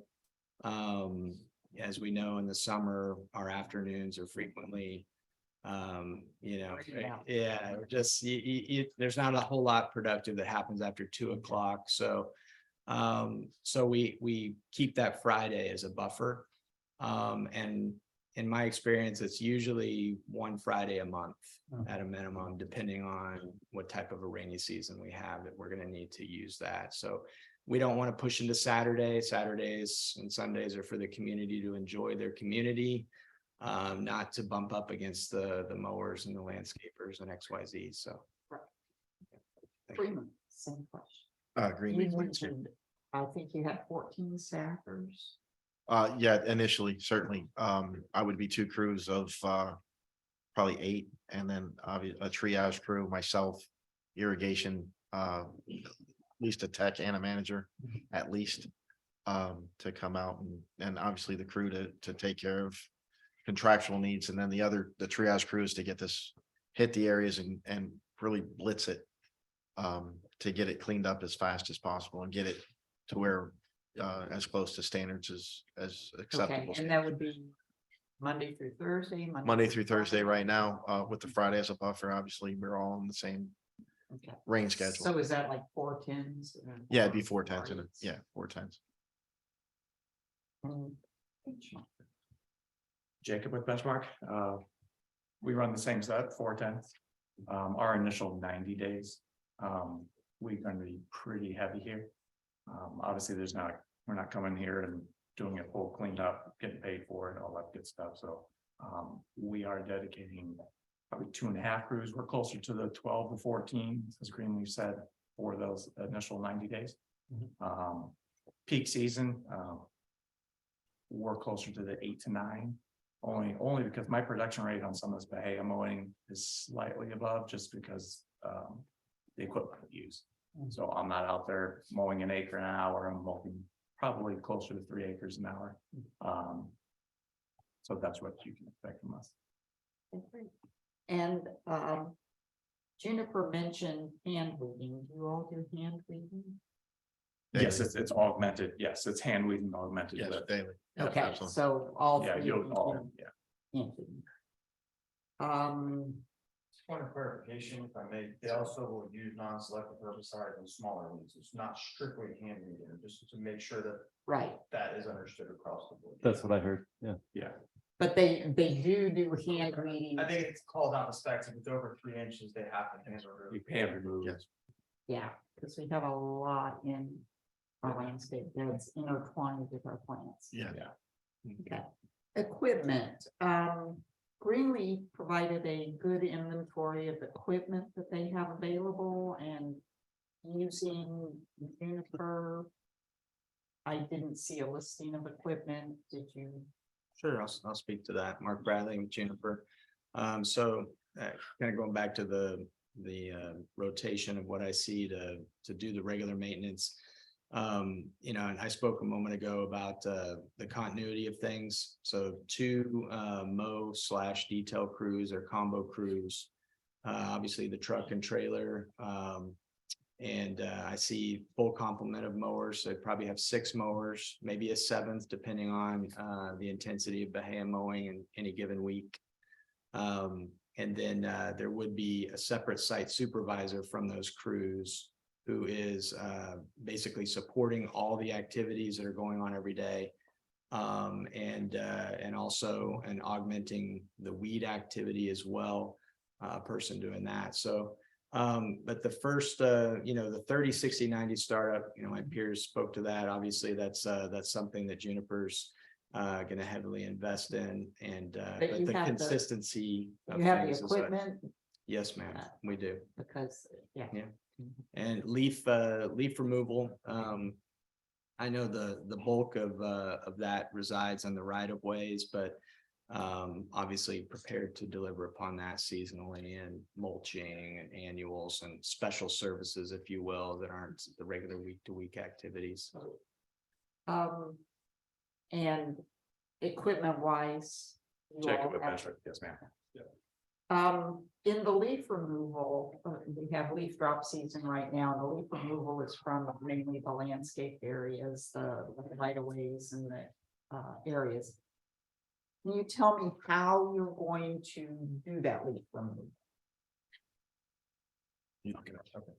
Cal Sorensen Greenleaf, having not experienced it here, but having obviously experienced it on other properties, leaf backs are available. Certainly manual bagging. We have had properties where we've taken out a 40-yard roll-off dumpster and we filled it and had it rolled off, obviously certainly at our expense, to triage leaves. I can't explain how we do it here. I haven't lived it. We have sycamores. Well, no, you have a bunch of them. You're not- It's just, I mean, Lots of leaves. well, any possible option is on the table for what we need. How would Mark you do Bradley with Juniper.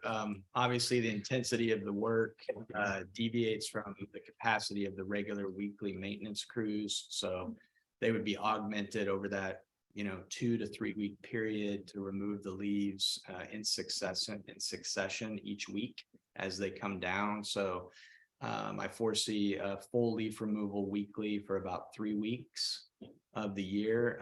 Separate teams would come in, specialized equipment. We ride on blowers, the leaf vac, these things that help expedite and get it out of the way and off property. Yeah, so that's what I foresee. Jacob, what's your benchmark? Yeah, I foresee our Isuzu dump bodies here, with the debris loader. It's fairly, about 10 feet back. Okay, so you're actually, all three of you are going to take leaves off site. You're not just blowing them from the landscape area into the street? No, that's correct. Okay, I've got. Or into somebody's yard. Or somebody else's. Yeah. I've got guarantees from all three as Yeah. the minutes. will- We have a That's very, correct. we have a very similar setup. Yes, celebration. Okay, I appreciate that. That is a big issue in our community and that you probably heard. There Swapping leads. sometimes be wars going on from the landscape company. My blower's bigger than your blower. Trading, yeah. Okay, That's spot on. now let's move on to the ponds. We have ponds and some of them have very steep banks. What type of equipment, Greenleaf, do you have to get in there and mow those ponds down to a foot from the water's line? Greenleaf landscape, obviously safety being the issue, manually doing it with weed eaters, flywheels, mowers would be available. Certainly if can be done with a mower, safely. We would use a mower. Any and all means needed, necessary to do the job, certainly.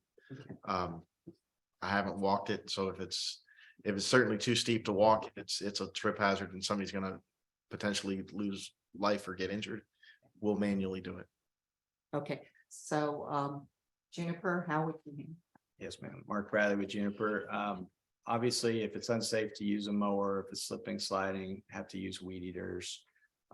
They do make some specialized walk behinds that aren't as intense as a mower. They do kind of rough cut similar to a weed eater, but it's actually safer because you're not jumping around with the weed eater and you can move in a kind of like a clean line. So I could foresee needing to use one of those at times during the year as well. Jacob with Benchmark. As a standard practice, we typically use walk behinds for that bottom, let's say 4 to 8 feet, and then use the CTRs going forward up from there, just because of the safety. But like both of them mentioned, if it's unsafe to actually do it, it's a line trimmer. Okay. So none of you have a boom mower that. A batwing? That. Oh, yeah. Well, I mean, if it needs it, yeah, we'll have it. I mean, if that's what it needs, but obviously that's not gonna give you the quality cut. No, yeah. I just wanted to see, because again, we have some ponds that have very low slope. Right. Easy to cut edges, and others that the water level is 7, 8 feet down. Sure. From the top edge. So I just wanted to touch base with you.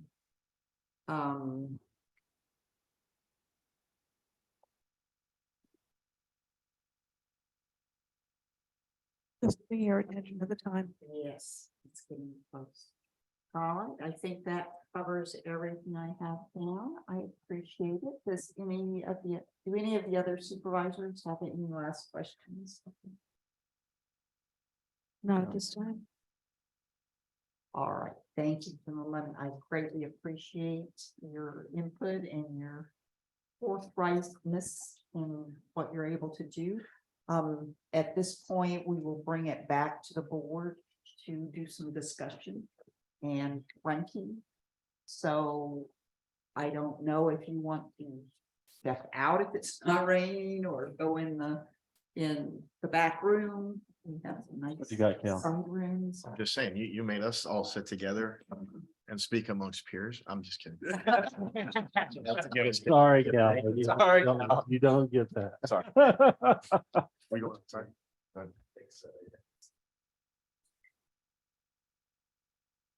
Okay.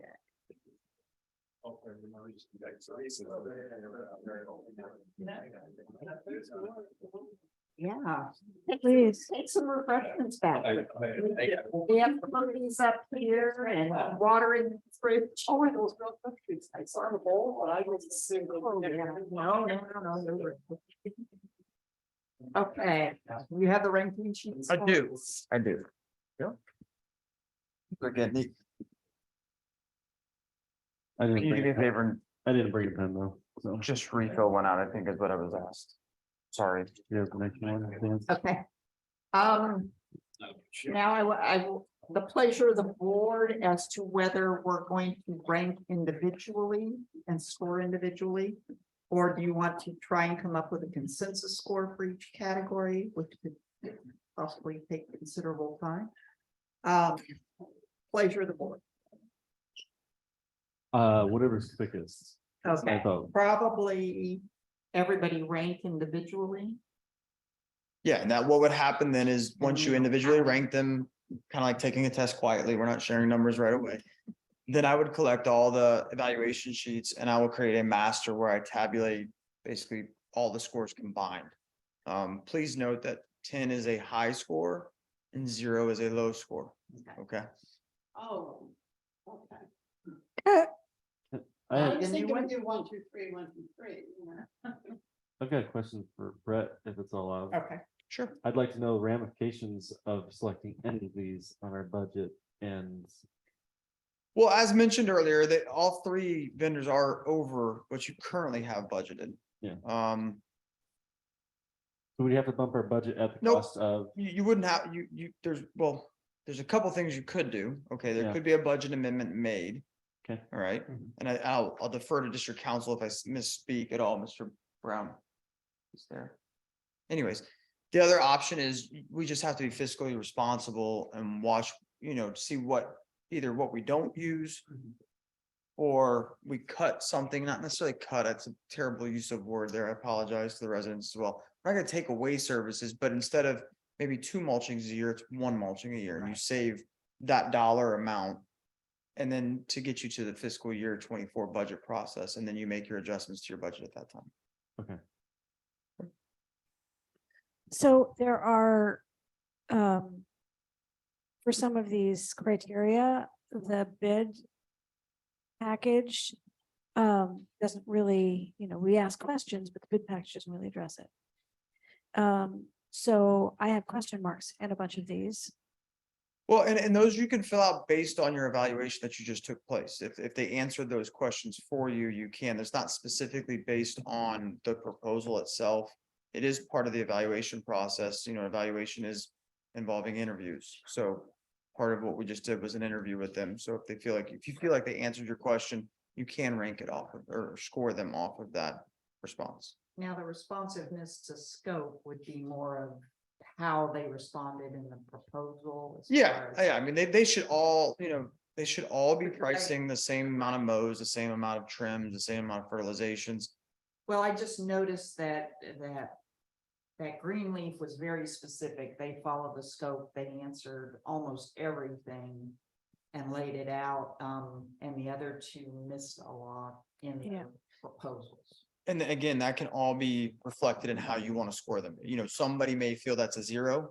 Somebody may say they gave it an attempt and how they laid it out and they want to score it a 2. I mean, I can't answer you how to score it, but you know, it's, What? yeah, it's kind of like the college football playoff committee, right? I mean, but I'm joking. Right. Where is Greenleaf located? They are located, Silver Star Road. yeah, Silver Star probably Road. 56 minutes during non-rush hour and 41 miles away. So there. Any other questions? Teresa, that's why we won't let go of it. And I didn't, only Juniper showed that they had worked with CDD. I didn't see anything about Benchmark or Greenleaf working with actual CDDs because there's past CDD performance. Doesn't say HOA performance, it says CDD performance. So do you know if Benchmark or Greenleaf has worked with CDDs? Greenleaf, as I mentioned earlier, does as enterprise CDD, which is, you know, the other half of Celebration, the non-residential side, basically. I cannot speak for Benchmark because I do not know that answer. They didn't have any listed, but they do the CROA, which is about, it's a sizable job It's a because it sizable includes a lot of townhomes as well, individual townhome communities that are coupled in with that. There are parks, they have pools, they have common areas. equivalent. It's very similar to like what you all have here. The pools here fall under CDD, the pools over in Celebration fall under the HOA. Just depends on how the builder decides to set it up.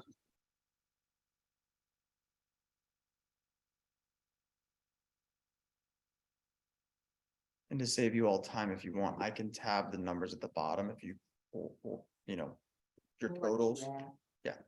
So that way you guys can move on to further business and then I can come back and butt in again. Well, since they're still filling it out. I'll- Don't worry, David, I'm not gonna ask for a change order, buddy.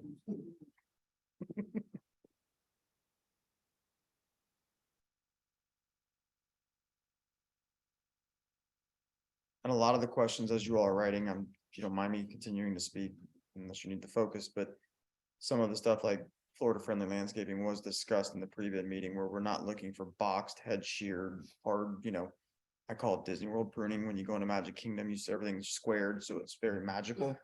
You don't have that type of plant material here, so you want loose, you want native, I mean, it can't be out of bounds and not maintained, but firebush should not be head sheared in a box. It doesn't defeats the purpose.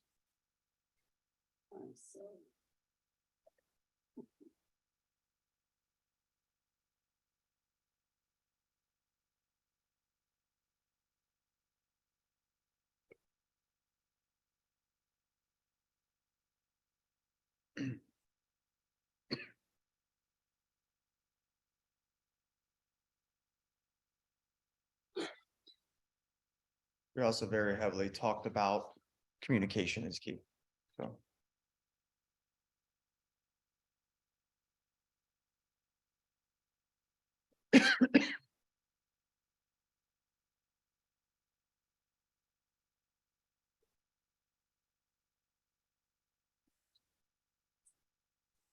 For, Silver Star is 40, I'm sorry, Greenleaf is 41 miles away. Benchmark That's fine. is 33 miles away. And Juniper, and again, these are their main offices, is 170 miles. You dealt with that. Over mile. Now, they each have branch I was offices. gonna say, there must be some. They have branch offices, but again, Yeah. So, I Okay. don't know. All right, thank you. That's very good information. And it might vary how much is staged at.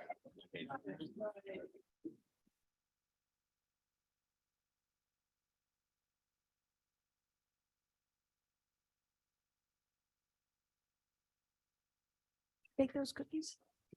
That's so sweet of you.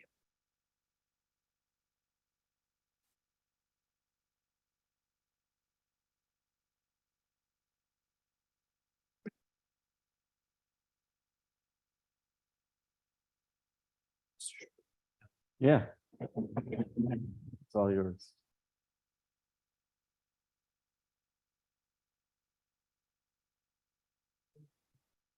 finding them. Oh, I didn't hear this.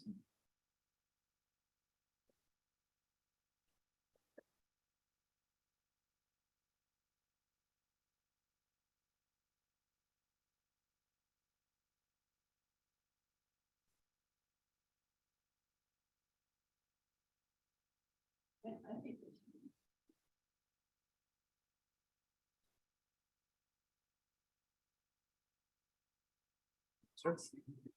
Thank you, ma'am. You don't want names on our papers.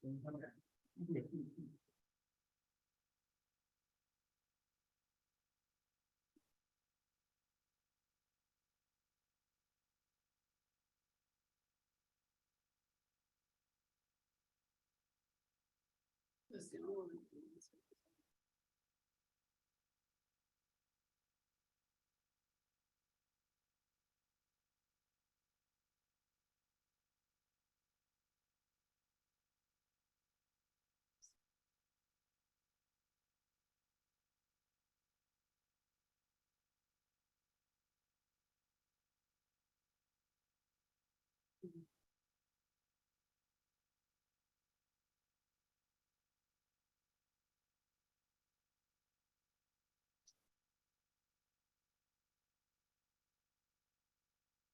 Tell me those distances again, please.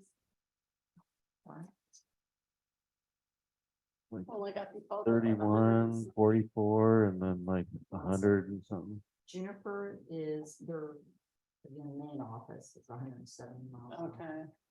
Greenleaf is 41 miles. Well, And benchmark Benchmark is 33. Yeah, I think it's like rank from 21 to- Yeah, really. You have a dartboard? And this is why it would probably help to have a workshop. or something. Yes.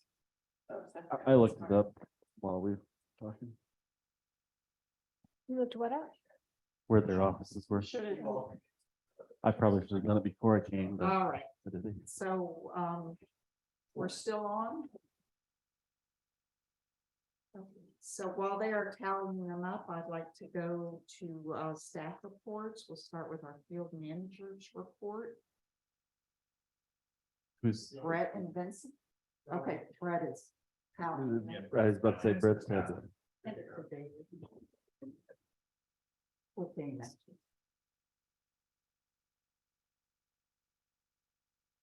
Hi, Vincent Moore, food manager.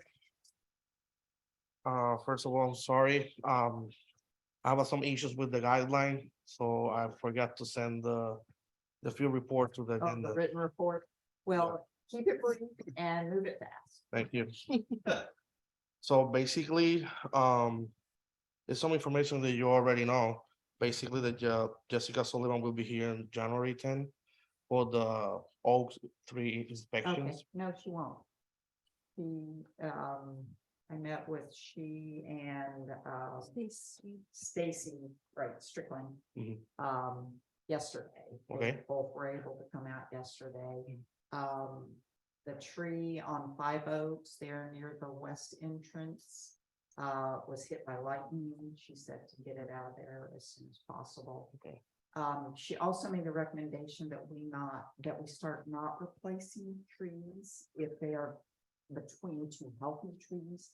Because since the county required the trees to be planted every 20 feet, regardless of species of trees, we have some very large, well-growing trees that are out competing each other. And the competition is causing problems. So as long as the community is okay with, as our trees mature and fill in, leaving those spots empty, she would recommend that. If our community and the board decides we have got to plant them back behind on the other side of the sidewalk, if at all possible. Instead of right there in the right of way, because there's so much closing those trees in. Okay. Also the one on, Bear Grass near, Catbrier that split down the middle. She said, they both said to go ahead and have that removed too. If it were out in the woods, they would give it time to heal and see what happened with it. But because it's in a more urban residential neighborhood, she's concerned about possible injuries to residents or property. She suggested taking that out, but not replacing it either because it's between two very healthy trees. She also is quite exciting. She offered to work with us as we restore our landscape. She is a Florida friendly landscape expert. And she said she'd be more than happy if we're revitalizing certain landscape features or pocket parks, that she would work with us in getting that designed and moving us more towards the Florida natives, which reduces our water consumption and our landscape maintenance. Yeah, plus, they evolved to thrive here as Yes, opposed to a lot of. without any maintenance. And just harking back to what you said about relieving some of the pressure on you, I'd be happy to meet with Jessica. I mean, we know each other. Wonderful. Yes, she said that. No, that's. And she was able to come out when I reached out, to find out if I was telling Stacy that we were gonna miss him. He said, I'm still here. I'll come on out right away. Okay, perfect. We got that. Okay, go All ahead right. with your report. I'm sorry. No worries. The splash pad, so basically this piece, they get another vendor, so they already made the order and the water pump will be here in the middle of January. So I've been following up them, so basically that's the only information that I provide, that will be here in mid-January. Okay. The US 192 fence broken, I'm waiting for the receiver one estimate from a vendor.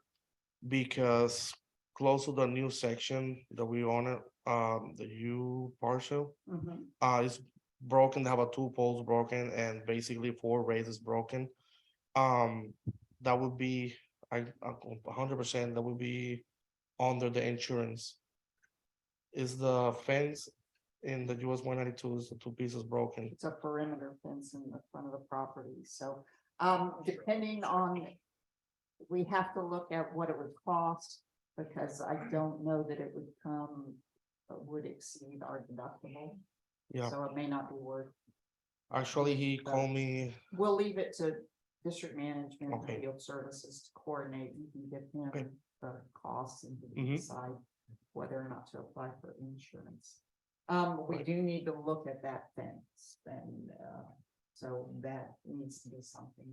Yeah, we already fixed some parts in the west side. And actually, we have couple parts to fix that area, but that will be, I talked with Angel and Brad regarding that will be including the insurance after the hurricane.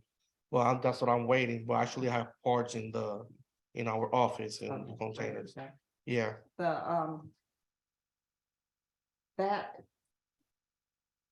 that fence where I looked, where those two fence posts came down, there were no 4x4s in the center of those like there should have been. no, it's a little bit more than 2x4. I don't know, I'm not sure. I mean, is there any wood inside either of those No. posts? No, Okay, so it's gonna be a little, I was hoping that we did have the wood inside each one of them so that we could just price out re-sleeving and re-slatting, but it looks like a whole fence replacement.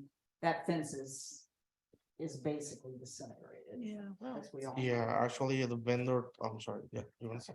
Yeah, the vendor say this kind of fence have about 4 rails. Basically, any vendors are working with 4 rails. It's just working with 2 and 3 rails.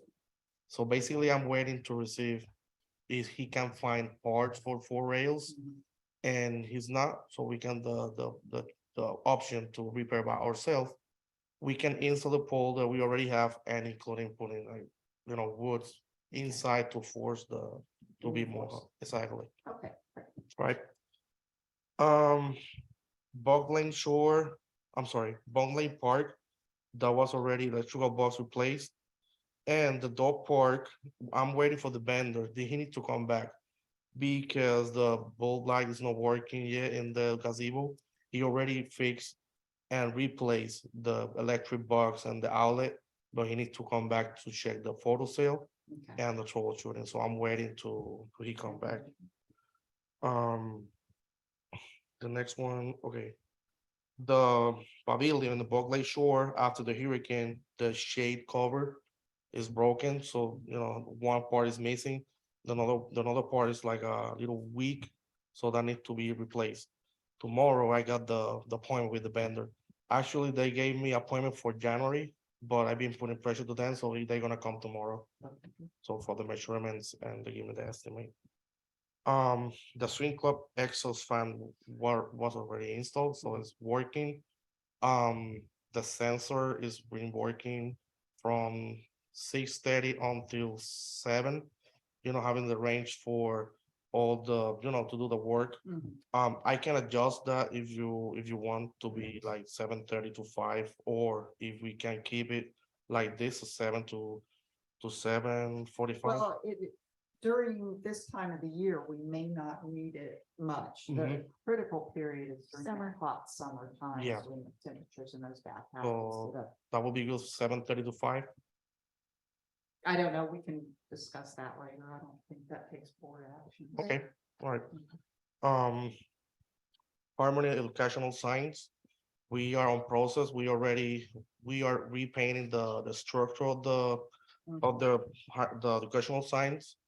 We have a couple plexiglass that was looks like pretty bad. Maybe it was for the long time that's being exposed by green algae or black algae. So basically, we are trying to clean out all of them. Maybe I'm sorry. The poster about the educational sign that was like added, yeah, exactly, into the plexiglass. So we need to replace the plexiglass, and so the option that I got for that, that's what I want. We get this the next week is like a poster, because that will be laminate, so that will be resistant, the weather conditions. Okay, so it would protect the poster. that is Exactly. inside. Including inside the plexiglass in behind like a cover, so that will Okay, be. that's- It's a pretty good project. It's gonna be a little, I will try to have and finish in timely manner, but it's pretty hard. Okay. All right, Okay, the swing club pool, they have the Steiner pump. They have a damage. The Steiner pump, Steiner pump is for sanitation, the pH controller. The proposal was submitted that was under the policy and already replaced, so it's working good. Harmony signs, HOA signs, they already talked in the last meeting about 2 signs in the front entrance. right, we were talking about Yeah. doing some things that were interchangeable, so we could Exactly. put notices to the residents. I reached out all of the vendors that I reached out the last time, so I'm still waiting for response. Okay, And I'll I'm, do January. yeah. The Bantus golf cart, we received the new golf cart. Now it's been working. It's working in good conditions. It's been working good. So basically we already paid for it. Kissimmee Motorsport, they already gave me the reimbursement. You got the reimbursement. Yeah. that's been deposited. Yeah, I got here. And yes, It's gonna be given, it's given repatches. Okay, right. Yeah, Okay. and the last is the pocket park. It's done. We already finished the Removal of the. remove the concrete pads, and we already installed mulch. Today I put Brad to grind all the rest of the panels, including the pressure washer, so it's ready. Okay. I saw those pictures. Oh, yeah. All right, any questions? Any questions before we move on with proposals? Nope. All right. We need to ratify the purchase of the golf cart. It was an electric golf cart, 2022 club car for 10,961. Since we weren't able to get a UMax, the UMax folks pulled out. This was in the same price range, and we'll add a replace one of the cars that, I guess the one that was wrecked would be a replacement for that one. So I would ask for a motion to ratify the purchase of Advantage Golf Carts the electric 2022 golf club car. I'm sorry. So moved. I'll second. I have a motion and a second. Any discussion? We already purchased it? Yes, we Okay. had set money aside in the previous fiscal year and authorized the purchase of one, but it was a UMax and they pulled Gotcha. out. They're not making them this year anymore. Okay. All in favor? Aye. Aye. Aye. Any opposed? Hearing none, passes unanimously. I did that out of order. My apologies. We also have proposals for additional district vehicles. But the question is, we're currently using an Infomark truck for Vincent. Mhm. Right. We have the Harmony truck, Mhm. the UMax, Mhm. and the club car. We have the Polaris, which we're still waiting on another quote for replacing the engine. From Briggs, yes, which would have been the dealer we should have been using the whole time, according to what we found out from Polaris. Correct. So if we get the Polaris fixed, if that's a reasonable price, then that will be our one gas small vehicle. Then that will be all we need for our staff, right? Correct. Our staff, we have 5 staff members. It's typically 3 or 4. I think there's very rarely a time, there shouldn't be a time, there's 5 members on staff at one time, so. The middle of the week, typically you have Yeah. all 5 here, but towards the end of the week, when they start going into the weekend schedules, they fluctuate. How many are here? So do we need to consider any of these, or should we let the?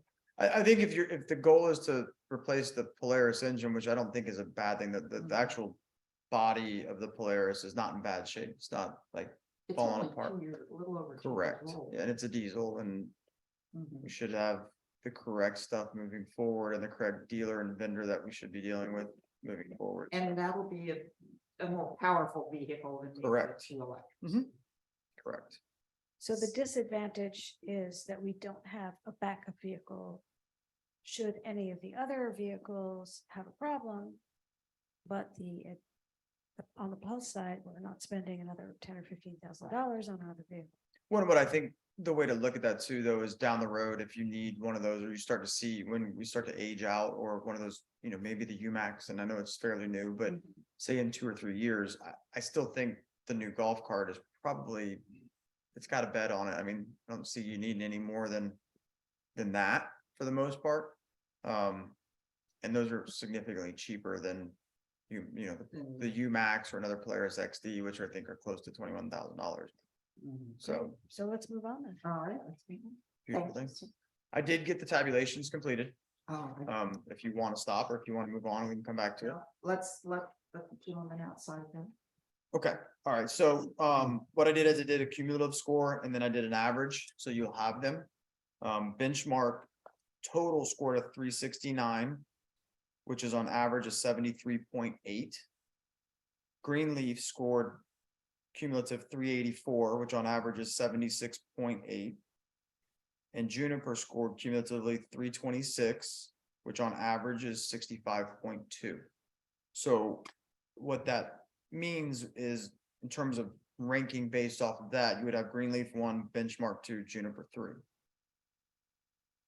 The board can still select whomever they would like, but I'm just providing you this information as a guide. Do we still have Joe on? Yeah, you need to award based on your ranking. So if the board wants to discuss the ranking more and thinks there are reasons to make adjustments in your scores or anything else, you can, but yeah, your award needs to be based on the ranking and the criteria that you've approved. Okay. So let me go over again. Here, it's right here. Okay. So 73.8, 76.8, 65.1. Okay. So basically, as I'm understanding, Greenleaf would be your number 1 rank. Sorry. Oh, okay. Sorry, the rating Does is. anyone on the board have a problem with how the rankings? Okay. Well, I still like Benchmark more, so. I have, well, not that they're really, I mean, they're the lowest ranked, but I have heard that somebody has worked with Juniper and that they start out well and they then slacked off, and it could be that way with any of these. Yeah, Uh, again, we're just, Yeah, just to sort of, rip the Band-Aid off, I'm gonna move to approve the RFP for Greenleaf With or without? We're without saying right without, of way yeah. mowing, Without what? right have of a way way? mowing. Oh, okay. do I have a second? I will second that. I have a motion and a second for, Greenleaf, thank you. Without the right of way mowing. Do I hear any discussion? Hearing none. Oh, I'll sorry. call the question. All in favor? Oh, did you? I'm sorry. I thought he already that- seconded. I did You second, did. yeah, I mean, as far as discussion, I mean, it's. Sorry, Well, I don't if we're going, cut you off. right, well, no, we're going through Okay. the ranking and the ranking pretty much, lined up with how I saw it personally. It seemed like I kind of saw that, very similar between Greenleaf and benchmark. Benchmark. And yeah, I guess the Benchmark ramped a bit more over the course of the contract compared to Greenleaf, so that was kind of my deciding factor. And, that's right. Ramped cost less. Yes. All right, any further discussion? I'm curious. The last time, I wasn't a part of the board when the last Or proposals, were done for landscaping. We didn't do it this way, or y'all didn't do it this way. no, We did for engineering services. but yes, this Yeah, is but no, why is that? the proper way. This is the proper way, okay. All right, thank you. Okay, hearing no further discussion, I'll call the question. All in favor? Aye. Aye. Aye. All opposed, hearing none, the motion passes unanimously. Bring them back in. Is there anything we can do in about 30 seconds? District engineer, no. But yeah, before we move on from this item as well, Okay. Go ahead, Joe, yeah. the board needs to consider termination of the existing contract conditioned on, and that's going to be a 30-day notice, but Days, no, 30 days. 30 days? it's a without cause 30-day notice, yes. And but that notice doesn't need to be sent until we actually have a new contract in place. Okay. The board needs to consider that item, and the termination was not on the agenda. So if we could just provide a moment to see if there are any public comments regarding consideration of termination. And again, that termination would be conditioned on having the new contract in place. Okay, thank you. So does that mean we're opening up for for audience comments? On the limited issue of providing the 30-day notice of termination upon having a new contract in place. Okay, can we do that after we? Yeah, let's do that. That's fine, yes. All right, gentlemen, You can come out front here. I'd like to let you know that it was extremely close. And it was a very difficult decision. And I mean extremely close. But at this point in time, Greenleaf has been selected for a ranking process. We appreciate all of your time you spent to help us with this. And we look forward to maybe seeing you in the future. But not too soon. No. Not too soon. We're running this thing to the end. You guys are fine. Thank you. Thank you very much. Thank you. Extremely fun. It was very close. So, Thank you. Thank we you. do have a question for you. Yes, ma'am. When would you be able to start? Need to make a phone call, but January 1 is, or what, you need a 30-day out? We need a window. Yes, ma'am. And then we have to give 30. As soon as possible. I mean, So you would be available? yeah, absolutely, as soon as possible. Thank you very much. I'm extremely honored. Thank you. All right. Thank you, Jen. Benchmark, Juniper. Thank you, Jen. Okay. Have a nice evening. Thank you. Thank you. Congrats. Thank you so much. I feel bad. I mean, it's gonna feel bad no matter what. Yeah. It's always a different thing. So at this point in I'll do time, that. I'm done. at this point in time, yeah. I would entertain any public comment as concerning our upcoming decision on whether or not to terminate Cervello's landscaping services to the CDD. Does anyone have any comments? Anyone on Zoom? Yes, you. Come up. You gotta come up, You name and do. address for the record. No, their couch is so down. I, am delighted to see them go. I had an encounter with them yesterday. They mowed the, You have to say your name and your. oh, Maryland Ash Mower, 6852 Butterfly Drive. They mowed the gas line yesterday, blew the leaves in the street. I stopped two young men and asked them to come up because I had just cleaned up the front of my house, and they said, yes, ma'am, and drove off. So, and then the garden, they mow where there's no trees, and they mow when they feel like it. The grass gets about waist high, and then they decide they'll mow it. So. And you watch it have a protection. Well, it's a mess. So Thank you so much, Yeah. and we will move on to yeah, thank you. take some action. Thank you. All right. I understand. You do have somebody here. Deborah looks like she's raised her hand. on Thank you. Zoom. Thank you very much. I, for one, think Cervella has outlived their existence. Like everything in life, there's a time when they needed to come in, a time for them to leave. I just hope the new company you have replaced them with knows how to put a circle around a tree with mulch in it. Thank you.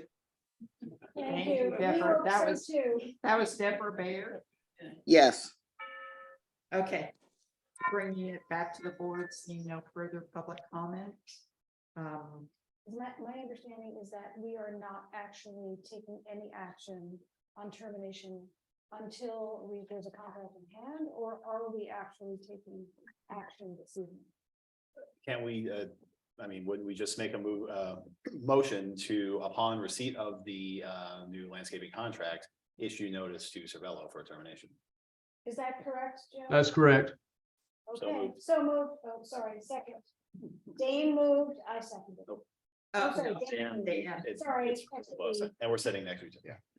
For the. We have a motion and a second to serve a 30-day notice of termination to Cervello once we have a contract in place. And again, a quick question for Joe. If we're unable to get a contract agreement with Greenleaf, would we then move to our second, which would be Benchmark? Yes. Okay. So it would be, once we get a contract with a new landscape vendor, first choice being Benchmark, I mean, Greenleaf, second choice being Benchmark. All in favor? Aye. Aye. All opposed? Hearing no opposition, motion passes unanimously. And just a final note, so we're all clear. Our office will prepare and send out notice letters to the proposers, letting them know formally of the decision. I haven't looked at your specific rules, but commonly all districts have some rules of procedure in place and notice requirements just to close the window on any potential bid protest. So we'll get those out tomorrow and reach out to your selected contractor to start that contract process and get that in place as timely as we can. Okay, and that would be letting Benchmark know that they are number two, and That's correct. That's what the notices would provide, formal written notice to them. That's correct. all right, thank you. Okay, the next item on our agenda is our district engineers report.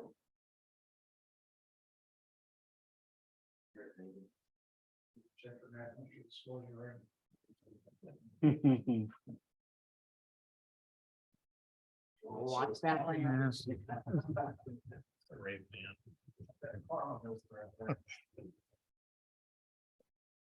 All right, 4 items for discussion.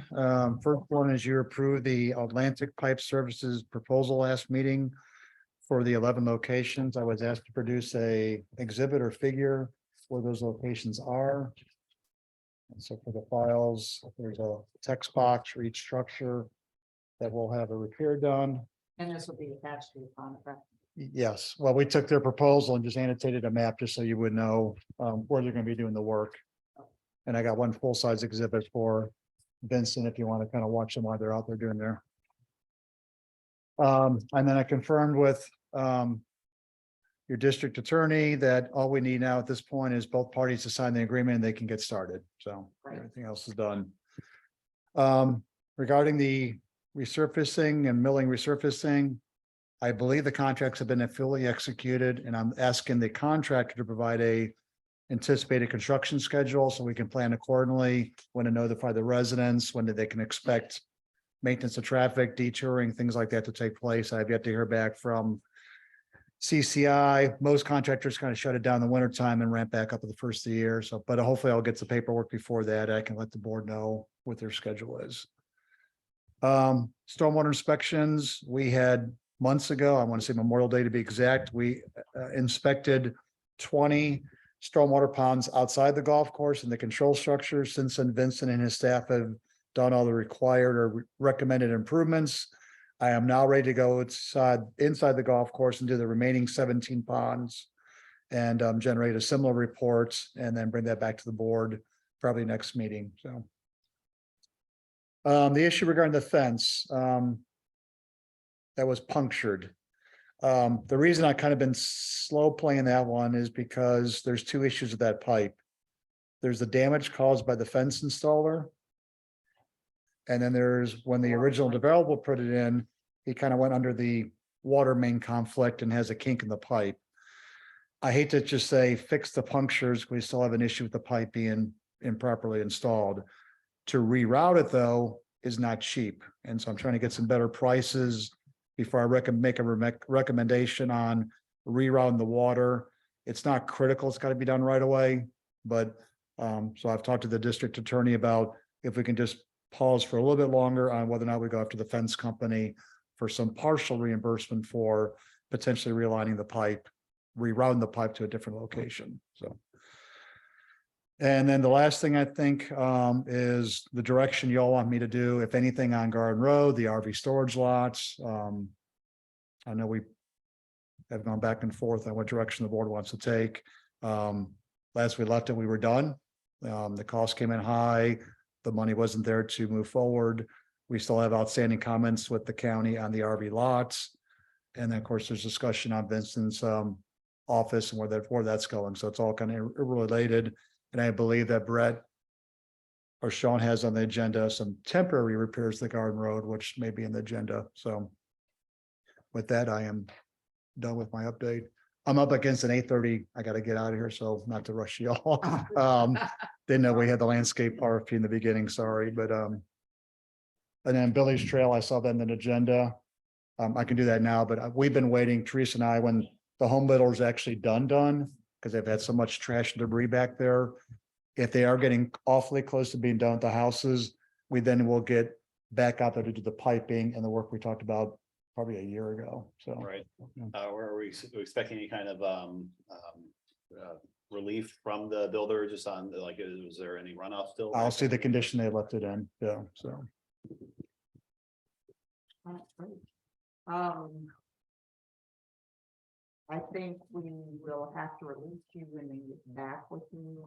Do we want to talk about the RV? I see it's on the agenda. Yes. Later on. down Yeah, the road. I just wanted to bring to, there's been a lot of discussion on residents, just, on mostly on one particular Facebook page about the, and whether we actually have definitive response or information from the county saying we cannot continue to operate the vehicle storage lot as is.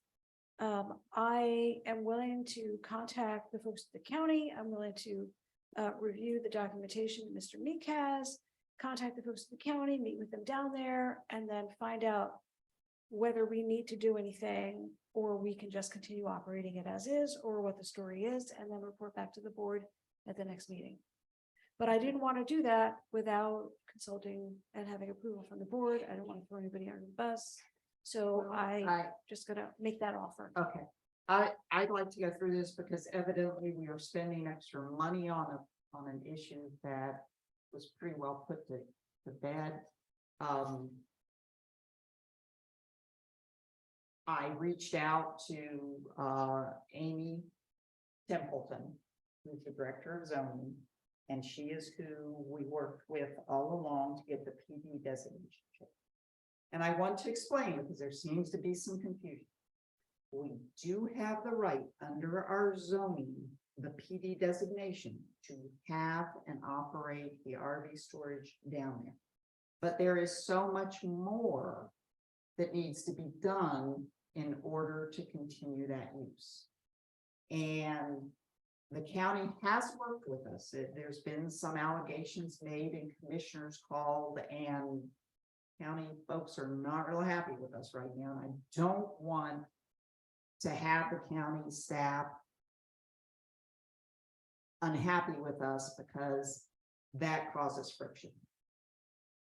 There have been allegations that the fire department, what they said in their letter, and I will quote, "Our code does not require modifying previously approved access to existing buildings to meet the current code requirements. However," and you can look right online, "nothing on that parcel has ever been approved by the county. None of it was built up to standards. None of it was approved. This is just a statement saying that anything that's grandfathered in can stand, but nothing down there has been grandfathered in. It was all done without proper approvals or bringing it up to the code that existed at that time." Even so, I would like to get some kind of documentation from the county.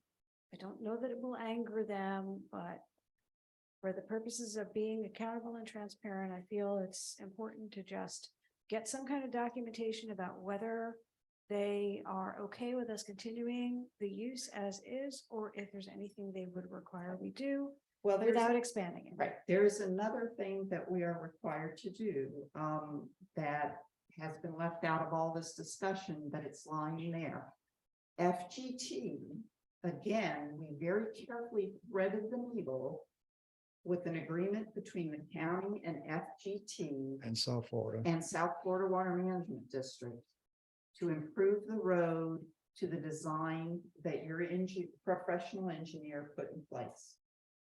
And FGT says they gave us an access agreement or an Mhm. agreement to use that easement for a roadway, provided we bring it up to those standards. And that means a roadway for the large vehicles that are going in and out of the RV storage lot. But we've got to bring it up to those standards. It's that gas pipe, we've got two major gas pipelines under that road bed that, if damaged, could make a dramatic impact on our community.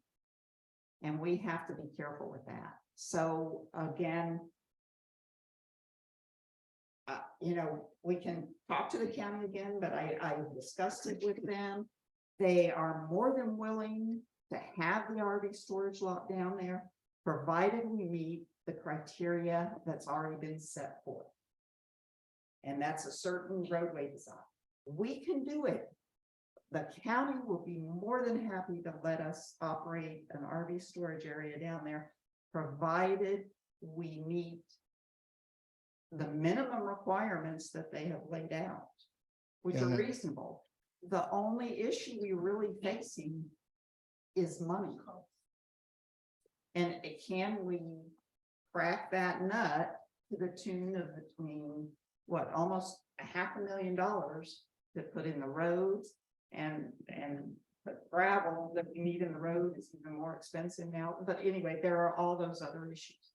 But I have no problem if you want to go talk to Amy Templeton to find out if any of that use is grandfathered in, but then we also have to go back to FGT.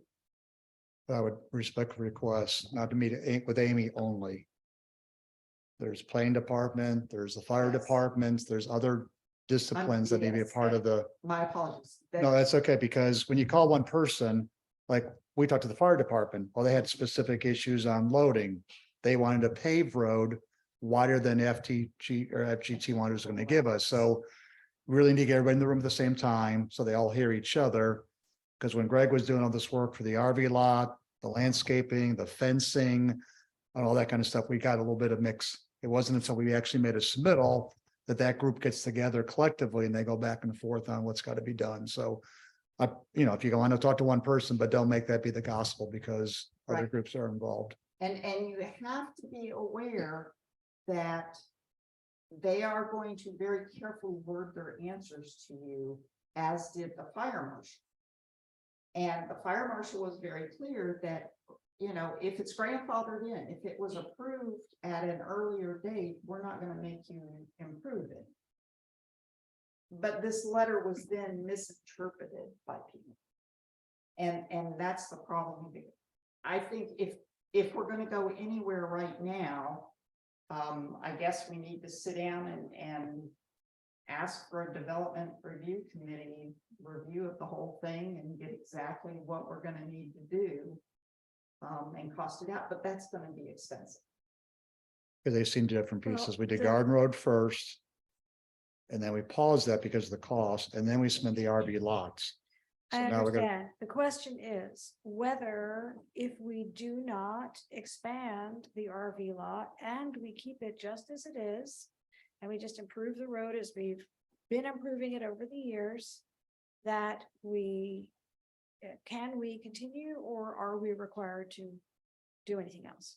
That's the question. Okay, and that would be continuing with that initial small piece, not the expansion out. That's right. Well, yeah, We're the not talking understanding about that, expand. yeah, the understanding that no permitted work back there would be approved based on what we know about all the work that would be required. Can we just be grandfathered in the loosest sense of the word, that it's back there, however it got there, it's been used? Is everyone okay with, if we don't do anything else development wise back there, for that to continue? Is that? Now, again, I want to be clear so that we know what we're asking. You're asking about the before they put a lot of the shell fill back in the back. So the original small lot up in front that was used before it was donated to us. Because in I'm 2000 talking about the existing lot as it exists now, as it's been used for the last number of years. David- Okay. David needs to go, Existing right? vehicle 8:30? storage. Oh, I mean, I got a few minutes. I can speed through the neighborhood. I'm good. So just kidding. But yeah, I guess the thing that kicked it off before was going in for a fence permit and they didn't get the permit to put all that extra shell back there. So that's, again, you can go in and talk to them, but again, you need to be very specific about what you're asking. Well, I think I was just pretty specific, no, just, can we retain use of the lot as it exists without doing any kind of expansion, without improving the road substantially? We can still think about moving field services because that is a structure that people occupy, unlike any of the garden structures. And if we move that, can we then continue to have use as is of the existing vehicle storage lot? Okay. Can we Yeah. take one audience question? If you reach out to Ken Brown, he said he's willing to work with however long it takes, 2 years, 5 years. All right, well, Take the phone. let's finalize this conversation, and then if I feel it, not I feel, if the board feels that it's okay for me to move forward, contacting the county, you can send me all that information. Understand that once we get that answer, if it is an affirmative, then we have to go back to FTT. Okay. They built the road, right? Pardon? They built the road, right? No, No they developer. did work on the pipelines to install thicker wall pipelines. And they left it, they didn't come back in and sawed the whole thing. The Harmony community actually Okay. made the road. Well, you're thinking about the water line, but there's also the gas mains. FGT is the gas line. Right. Yeah, no, I know. Yep, okay. But we have So I don't know why we would need to do that, considering that we've had this, FGT has been there, they've done their inspections, et cetera. FGT wanted to shut our use of that road down completely. They were fine when it was just a few cars for their garden. But they were very clear to us. Well, I haven't that- seen any documentation of that, so maybe we just need some documentation of that. For the purpose I'll be of clearing glad it to up for the call. community? Yes. Yeah, is that the idea? Okay. I'll be glad to call the person who gave us the access easement and get her statement in writing. All right, So. so Brian, I'm sitting still then on this issue.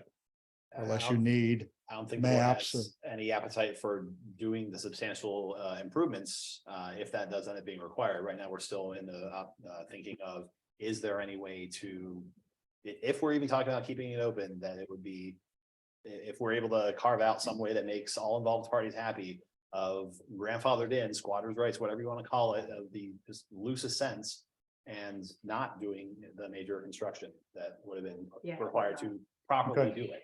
Yeah, Well, I don't if think we that- didn't have the expense of the proper construction, we would leave it open. I mean, that's a brainer right there. Well, we also have to have written approval from the county, because remember, our insurance company won't indemnify us and won't give us coverage if that use is outside of county. Right, limits. right. So we would need to get the county to actually sign off, and so that we can have that for the insurance company. And the PD doesn't grant us that with it being No, reworded. the PD again is just what they would allow to be used. Now, the PD doesn't guarantee you get to use it for that. You get to use it for that if you meet all these other criteria. And it's separate from any kind of code enforcement. Well, to further muddy the waters, I actually called Mike, Mr. Eckert, this week, and I put a question to him. What would happen is if the CDD just got out of the business of the RV lot and just left it sit there, and then anyone who wants to use it just uses it, but we don't supervise it or control it or charge Still, it's fee. on our property. And he said, no, we absolutely cannot do that. So, but I was trying to find a way to keep it open. But even that, I thought maybe the fact that we weren't charging any rent would get us off the hook from having to comply with all the Yeah, restrictions. But it was it's happening on no-go. our property. Right, right. So I just wanted to add that in case anyone else. Thank you. wanted to So go to that. does anyone on the board have an objection to Supervisor Castle going and sitting down with the county folks and determining if they would consider this a grandfathered use and allow us to continue on as it? I have no problem with it, but I'm not gonna vote to change until we have it in writing from all vested people. That So we could get us will in need, trouble. Yeah. we will need it in writing, and then once we get it in writing, we can then take it to FGT. Okay? Where is that gas line? Is it in the front part? when you It's turn right down? underneath, it's It's right, a whole improvement. it's Oh, on butterfly, both sides. it's Butterfly Trail, Butterfly Drive, through the dog parks. Like So behind it's over the the dog parks, through the golf course. Yeah. See that? It's on both sides of the road. Yeah, the whole easement is FGT. Our lot to where the current field services trailer is, No. wouldn't help. Okay, No. that's where I was, yeah. No. Nope, it doesn't matter. Yeah. I mean, I've been trying to brainstorm different ideas, but obviously I couldn't. Okay. Thank you, David. So you're authorized, so forth. You have my email address. The other thing we need you for, David, real quick, and I apologize to field services, is we did have the Garden Road. I think we got last minute proposal to do just regular maintenance on the road. So Fred, if you could step forward, will and the stone, that was the only thing I had a concern with, was the stone that was spec by Gary's grading. Yeah, so there's, Exactly. Yeah, I told them that there was no lime rock, so originally I went back to Gary's grading and said, he originally quoted shell, which I gave you guys the quote, shell, obviously. Two of these, Gary's grading, why? Because one shell Yes, and one one stone or stone. They're the It's exact same. called 57 stone. Mhm. Is that meaning? I see. David? Yeah, it's a DOT standard. And that's the stone you were okay with? It'll work. It'll work. It's better it's than smaller than shell. gravel, but well, I will not recommend Shell. lime rock, which was on the option, so Right. And the shell, you don't want. I prefer not to. Yeah, The 57 stone you think's okay for this, just regular name. it'll be better when you got out there, unfortunately. I mean, yeah. And Yes, what sir. about 3/4 inch to 1 inch gravel? That was what was provided to me by Pegasus, by Greg. Benchmark. When I, No, but that's their, Mm-hmm. their. and that's what the type 57 is. When they call type Oh, it's the 57, it's same- 3/4 to 1 inch. Okay. That's why I had to verify with Pegasus because we can't just say gravel. There's, you go to a rock place and there's. all types. An array. Yes. Now, benchmark, I'm not provided not us with sure, two that's a quotes. much higher quote. Yeah, and I did talk to them, Verify. and it wasn't putting a 3/4 inch to 1 inch layer across. They did mention there's some larger rock that would go down first and. Again, I think that quote's a bit excessive for what you're looking for, so I.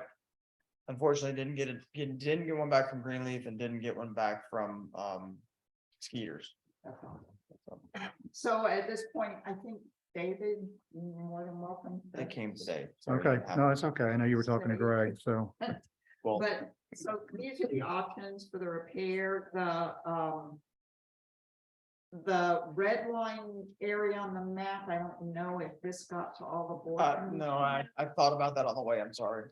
But the red line is the full length of the road from 5 Oaks to the gate for the RV storage lot. Correct.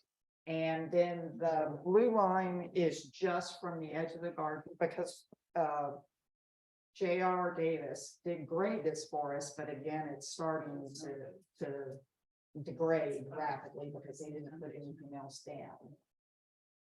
So, and this is 6,000, the full thing is 6,000 more than just the partial, so. I personally would recommend going with the red line proposal, which is 19,950 for just regular maintenance. Yeah, so I am confused as to why Gary's grading added scope 1 and Oh, scope 2 together. yeah, they Yeah, I- mistakenly added them together, so you have to. They just put it on one proposal. Yeah. And I asked for I gave them a scope and basically what it was grading down the humps.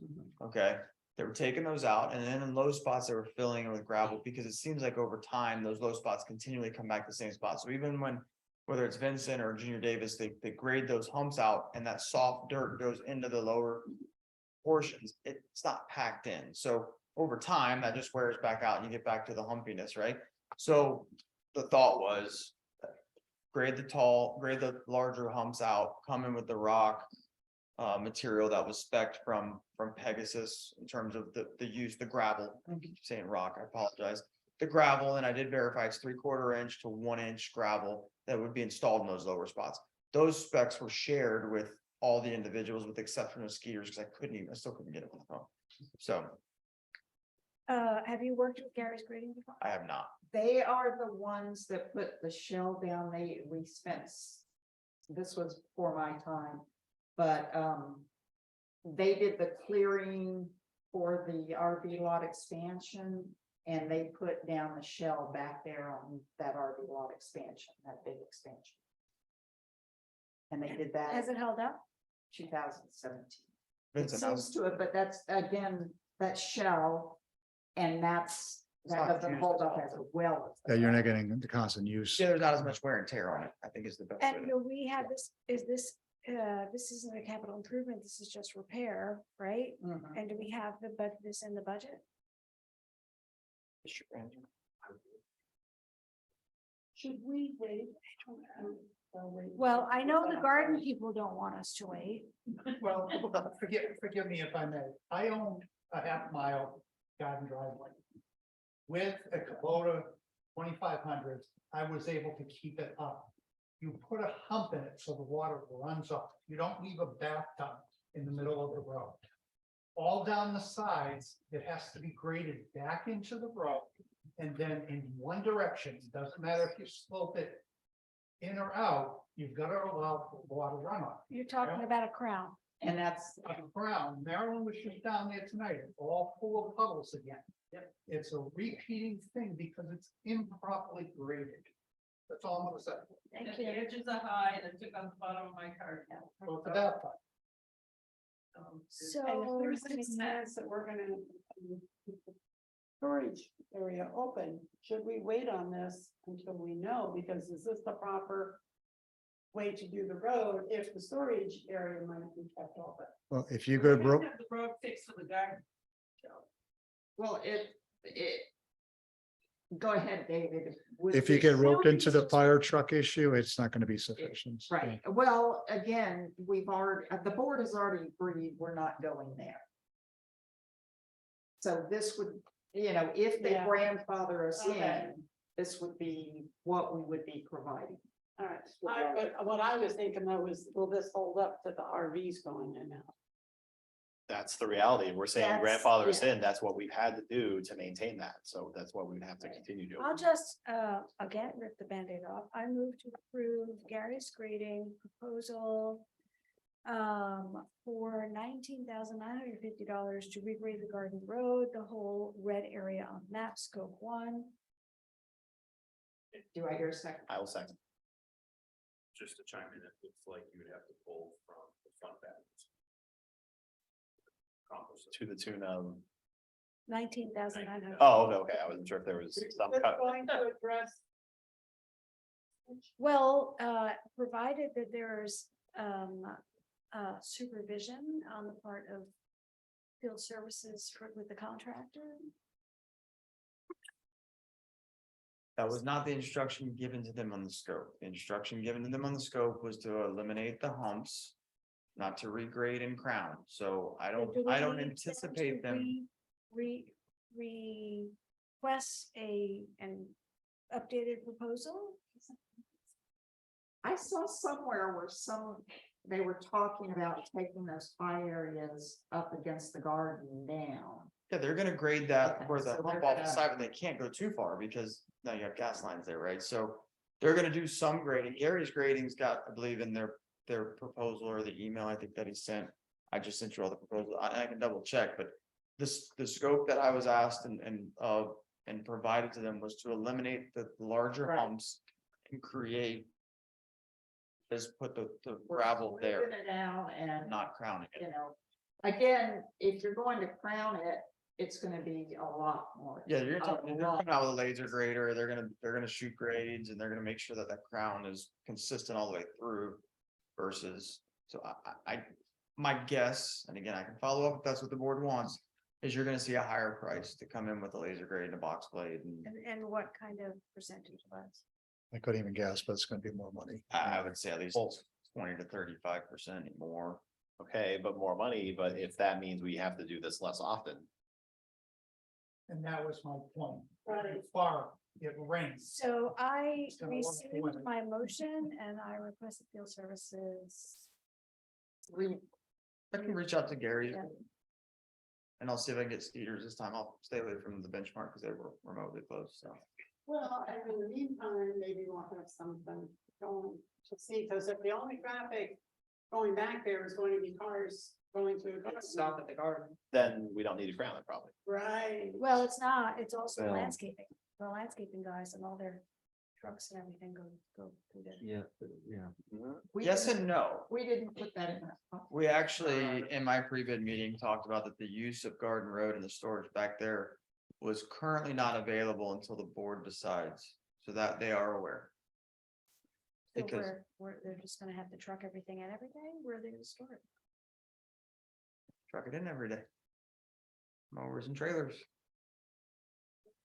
I couldn't offer it to them when time it was gonna be shut down, so I didn't want to put that out there and the cost comes in lower and then you select them and they come back and say, well, since you took away on-site storage, here's an addendum for And additional cost. comparing where we can, I don't think the bids were that much higher based on the lack of availability of that.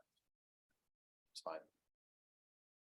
Okay, so you're going to go back, you're gonna talk to them about what it would cost to actually put a crown on that? Now, here's what I would say too, it's just a thought, maybe. If Gary's grading comes back and says that includes crowning, do you want to then move forward? Okay, So, all right, if you wanna make that motion. Okay, so, sorry, Carol. Or give Brett an hour, not to exceed, so you don't have to come back next month, so. so let's say it's 30% more, right? So.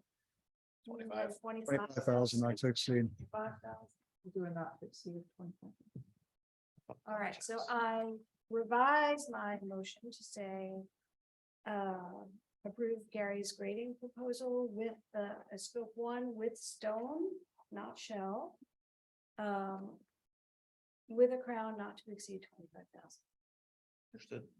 With the other, with a full understanding that this proposal might have some level of ground. Right. Oh, I am. Hey, we're ready to give you 25. No. Yeah, no, you'll, got to open that. Seconded. Second, I have a motion and a second, not to exceed 25,000, including a crown. All those in favor? Aye. Aye. Any opposed? Hearing none, mass. Motion passes. David Ron. All right, guys. There will be no discussion. Thank you. I'll get a ticket for speeding. Yes, please.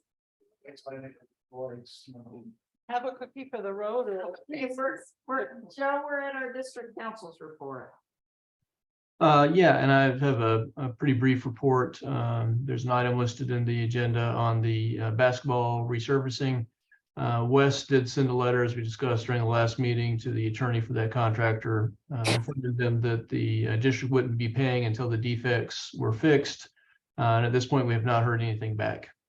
So that's the status on that. We have provided the letter we discussed, but no response yet. I'll also tell you that Mike has reached out on the easement and property ownership issues that were discussed last meeting. That being that there are so many easements on some of these parcels, right, that it's difficult to evaluate what the district could actually use them for. So Mike has made some contact there. Nothing substantive report other than that it's in progress. Other than that, if there are any questions, I'm happy to try and answer them. Does anybody have any questions? Just really about the bill, which we can discuss under the consent agenda, or we can discuss now. Let's go ahead and discuss it. Well, Sure, absolutely. So we received a bill for about $9,800 and change for work done in October. And that's like, you know, a quarter of our budget in 1 month, right? Something like that. now that includes 2 meetings in October. Even so. Yeah, normally it was under our previous council, it was 4,000 a month for that period. And so that would have been for the 2 meetings and everything, that would have been very Yeah, close. no, it just seemed like it was a very large percentage of our budget for legal. And so I just have concern about that, and I'm wondering, yeah, even though it might have been 2 meetings, it just seemed very high to me, and, you know, what is that going to look like going forward? I haven't looked at that bill and not familiar with the October time, unfortunately, but I'm happy to pass that along to Mike and Wes, and I'm sure that they will be happy to talk to any particular board member or the board as a whole, or your district manager about the bill and answer any questions and sort out any concerns. Yes, please. Thank you. Thank you, Joe. Any other questions of district council? All right. We'll be moving on to the district manager's report. So I have district manager report in your agenda. Do you have any questions I can respond? If not, I just have two additional items. So firstly, it is working on a date to schedule the workshop, either in January or February. Then speaking with Ms. Kramer, it's going to be more of a informational. So we need to decide a date as well as would we like council or engineering on site as well, which to keep in mind, that is also an additional cost. For a workshop. Do we make decisions at work? No. We cannot, we're not allowed. to. Right, that's what I thought. I don't see any reason to have engineer or legal. No, We use this time to come up with questions and then during, yeah. that makes sense. I mean, because we can have a conversation and then discussion. If there's something we're not clear, then it'll be sort of like, well, if it's this way, this, we have planning and plan B. Is so I'm. Right, this is more of a, and let me know if this is something you want to do, or if the board doesn't want to do it. But I know that the RFPs can be kind of confusing, as well as a lot of the other things that are going on in the district. And it would just help us all to kind of catch up and get refamiliarized or learn about these processes, and give us a chance to have some time to just discuss between ourselves. It's open to the public, but again, the discussions between the board and. And I would say to add the stated goal of if there is any kind of delegation of responsibilities or all that along the board that we can discuss. Yes, before. discuss. Yes. How we might spread the workload. Because I know you have a lot of workload on you too, so that might be issues we can discuss too. So is the board, consensus of the board to go ahead and set something like that? I say yes. Okay, so then you could reach out to the board members and try and get a date that would work. for No everyone. motion required. There's no motion required to. I don't think so. Okay, so, okay. All right, and then finally, our last thing, and this is just something to take into consideration. We do this with additional boards, just for consideration of cost as well. So one thing we can potentially consider is a rule or a procedure to essentially any kind of communication that we might have regarding engineering or legal counsel. All of that stuff would generally go through the district manager first. Because a lot of times the buck can stop there with no additional cost, and we can bring those documents or answers to you, or we can facilitate them to the proper parties to ensure that you guys get. That's something that we can consider.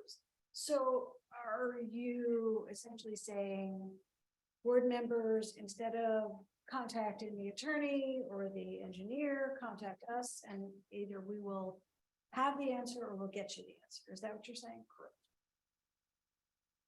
I'm fine with that. That's how I would do it anyways. Yeah. That's how I already do something else. So that would help keep down both our engineering bills, and that way, if they already have the answer, that could save us a significant amount of money. Now, I do want to put a little caveat on that if they don't have the answer, it may be best, depending on the question, for them to then respond to the supervisor and say, you go to talk to who or who. Yeah, we're not Because completely. I don't cut want off, right? the telephone and the confusion and the miscommunication that could result from that. So, Yep. again, this is something we can further discuss total during sense. the workshop. But if we can all abide by that for the time being, so we don't get a lot of extra billings from those very expensive folks we talked to. The other thing, I think you had discussion of field services. At your location, I kind of came across something that I wanted to float. Oh, by the way, our trailer rent went from $490 a month to $526.75 a month. Since we put it down, the trailer down there at the end of 2019. We've already paid $28,000 for setup and rental fees for that field services trailer. So if we The can one get, with no bathroom. oh, the one with no functioning bathroom. So if we can get that rolling, I want to put something together. Sean has done a lot of research on buildings and locations and stuff like that, but I kind of tripped across something the other day. In the Ashley Park pool, we have what was set up to be a concession stand there. And it is just the right size for a field services office. There's enough room for Vincent to set up. We could move the refrigerator over to the other storage area. He could set up his desk. It's already an existing structure. We wouldn't have to pay any rent. We wouldn't have to incur any building costs unless we want to bump out. You know, there's that little indent where vending machines used to go. If we bump that out, it would make it a little more spacious. And we probably would have to, it's got a vent fan now, but I don't think it's got any air conditioning. So a small air conditioning unit, right? It's already got internet service, so we could decrease our costs by one internet connection, which I think is like $129 a month. Along with getting rid of the trailer rental and the pump out of the holding tank fee. The air conditioning currently in that field service trailer runs us about $250 a month. So I'm sure a smaller air conditioning in this office space would cut that significantly. So it would mean cost savings all around. That would mean that the field services staff would report there in the morning, have their morning meeting there, and then they would go back out and pick up their vehicles and equipment and stuff still at the storage area where the field services trailer was, where the containers are. Then we would need to consider if we wanted to move the containers somewhere closer, like to that end on Sebastian Road. But this would be at least a temporary, and it might roll into a permanent solution for having an occupied field services trailer out there. I like the idea. Was it residential common area? I think is the zoning. It's according to our PD, we can place our community maintenance facility anywhere in the community except conservation areas. So we wouldn't even have to ask for approval from the county or anything else. To move to the concession area. Yes. Okay, and then is there any consideration we need to make just for the additional, just, foot traffic of, field services in and out versus and at the same time? So we have 8 parking spaces, field services or a community maintenance requires only 1 parking space for 500 square feet, and this is much less than 500 square feet. So the parking spaces that are there's also on-street parking right in the vicinity.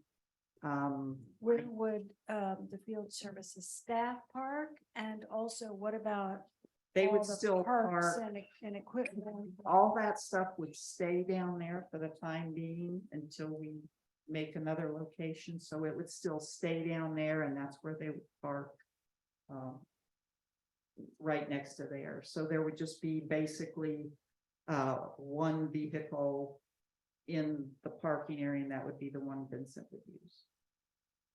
But we eliminated the fee for renting the trailer and all of that. Well, would we? Because we still there. I mean, doesn't the trailer store a bunch of stuff? Yeah. But that could be moved to the containers. Don't we have a lot of space in the containers still? We already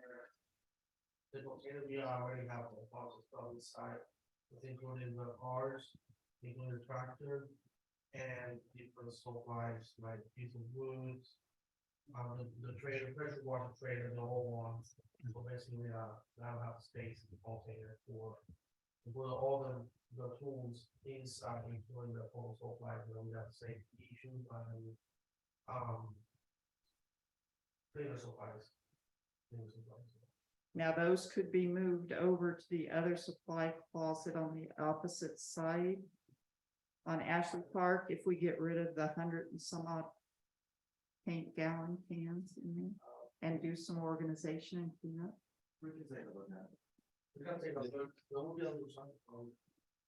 All right, so my suggestion is, because of the time especially, and the holiday season, that you take a look and report back at the next meeting. That sound fair? Does that sound fair? Including the Maxicom, the computer that, you know, talks all that is Yeah. the trailer as well. So do we need to relocate? Yeah. Okay. Because we've checked other places, we still have trailer rental or construction costs. We also, I did propose or speak to the owner of the golf maintenance property. He said he would consider it, but he would want to lease the property. So that would be in addition to the trailer moving and the trailer. Would that possibly include storage area access? Was that, okay, What area? No, we Storage. will not Yeah, allow okay. RVs to roll through this. okay. Okay, Right. the road going back there. Developer. Oh, yeah. Developer. Mhm. And he bought it, so, you know. Oh, okay. Yep. Okay, anything else? Bill? I mean, Oh, and last name has 4 Yes. letters Yeah, no Z. or S. LEE. Oh. Or S, yes. New business matters, discussion of the Harmony We have the CBD. consent agenda. Oh, I'm sorry, consent agenda, my, thank you. Move to approve the consent agenda.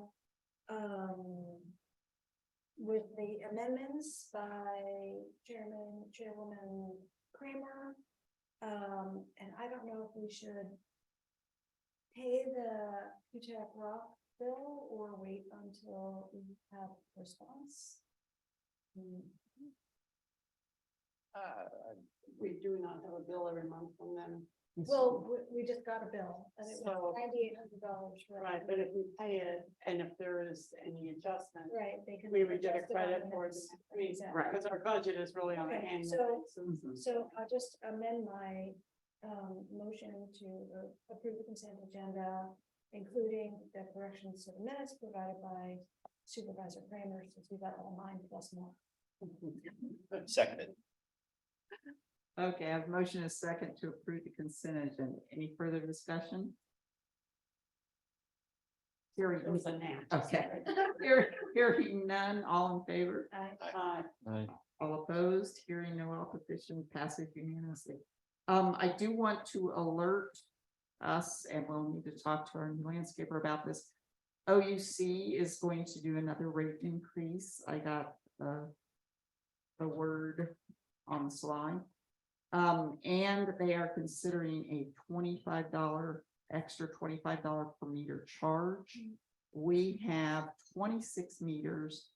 15 of those are minimal charges just to kick on a, you know, I mean, it's maybe 2 or 3 cents worth of electricity that we use a month on those. So we really do need to look at a way to get rid of those meters. So just putting that out there so you'll be aware. Well, not to mention the bookkeeping and paperwork of paying all those. Yeah, well, individual bills. right now we're paying 18 something for that one, for each of those meters, and they're gonna add another $25 charge on to that. New business matters, Harmony CDD Facebook page. Can some of these be tabled? I have no problem with that. Is there someone? Well, who's can for- I just bring it up real quick, and then if you think it's a good idea, I'll move forward in looking into it. Well, and this all rolls into the CDD communication with our residents. I don't know how it got on here twice unless someone else also brought it up, but it was me that asked me to put it on. And on Facebook, there is a Harmony Residence Forum, and I am not on that. But I don't think a lot of people realize that is a private group owned by one person. He decides who gets to join. He has the authority to kick people out.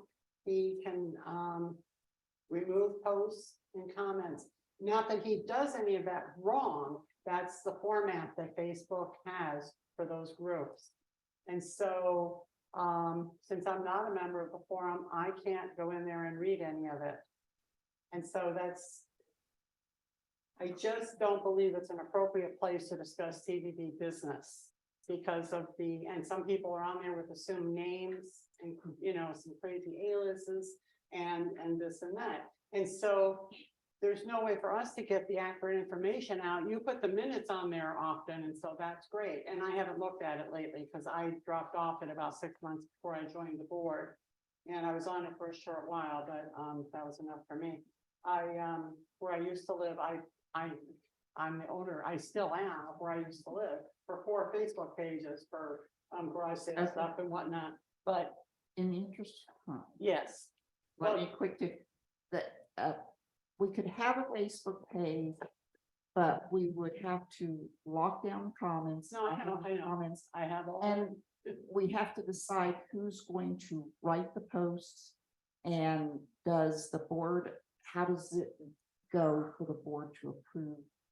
those Well, that posts? is what I would look, I mean, I know we would, drop the comments, et cetera. The problem with doing our own Facebook page is now we have to do archive. Yes. So now we have an additional expense. Mhm. So but I guess what I'm trying to put out there into the whatever, is there a way that we can improve getting the information out to the residents? Because the minutes from the meetings aren't online until the next meeting or right before it. I think part of that process is adding the videos to YouTube. Right. So that's a Right, good that will start. help, but a lot of people don't want to. Sit for 3 I hours. think you're Right, well, same issue. And speaking to that, we've got like a year's worth of videos already up there. I've gone through maybe about a third of the, 2/3 of them, just putting, links to the agenda, the minutes. Here's who you email if you do want the official public record. What it takes a little longer, and it's probably, holidays coming up, I might be able to get through it, is just for the agenda item, just putting timestamps on there. So if someone wants to see the engineer's report for that month, they just click and it takes them right to that point. They don't have to sit through the entire 3-hour meeting. As to, tabling this discussion makes sense. It's almost 9. Oh, it's after 9. Cool. Yeah, I mean, to some extent, just, being, yeah, let's table discussion. Let's talk about it, and we'll put this on the next agenda item. We have got a lot that we put out there to be transparent. I mean, tons of stuff. The problem is that people would rather react than research. So, Well, my whole yes, point I was can to do say, if anyone has any ideas.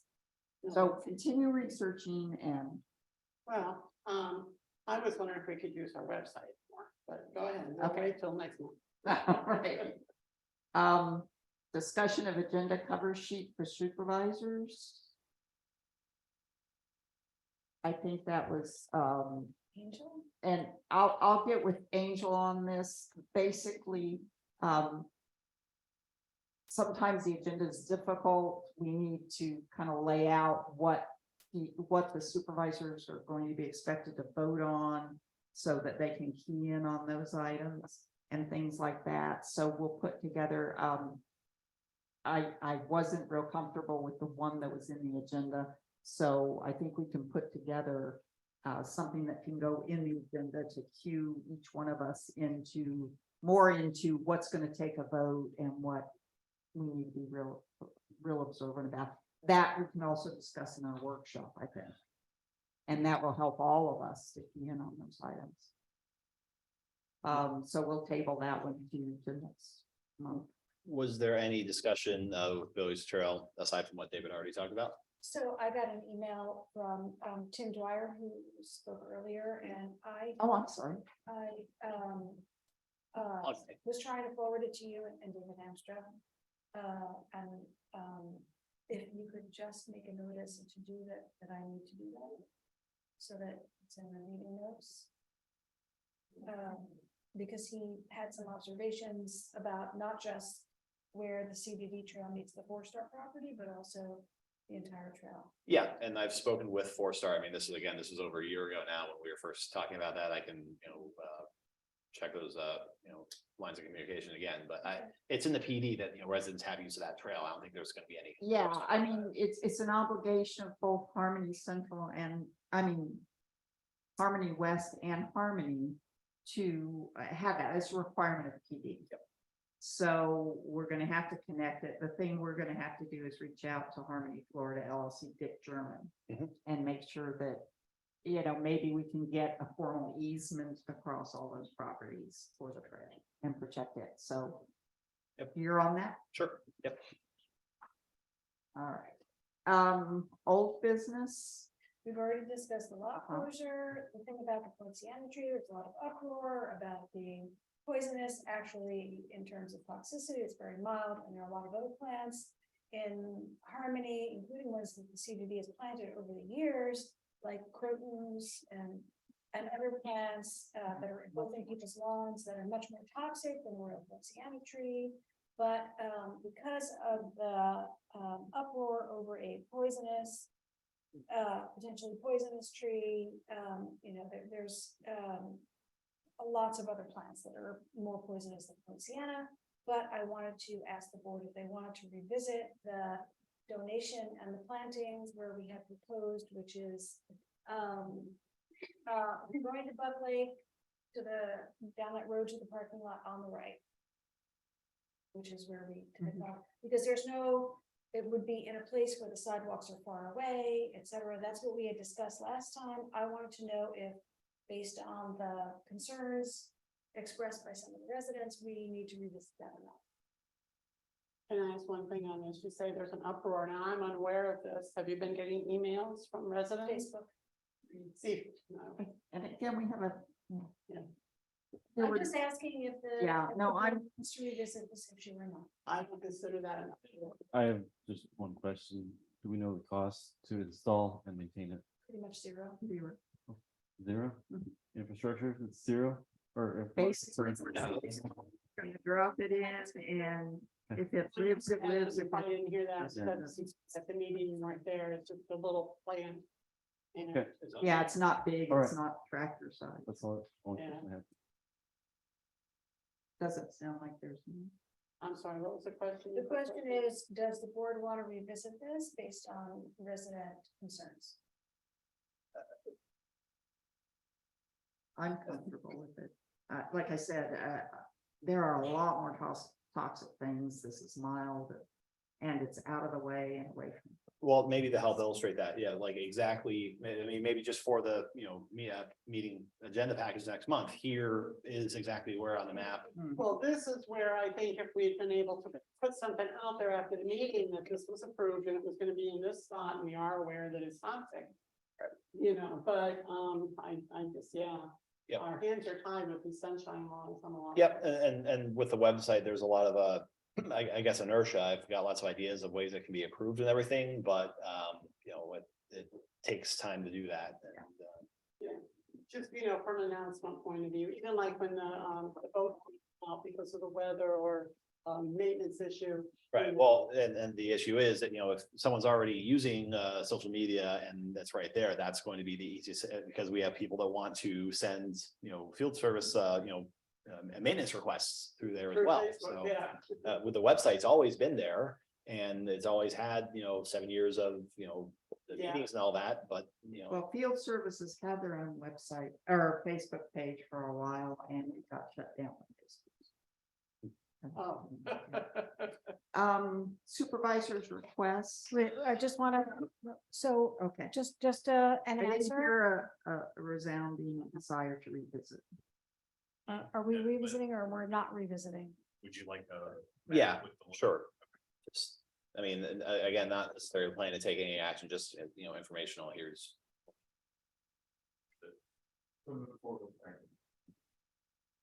Yes. Yes.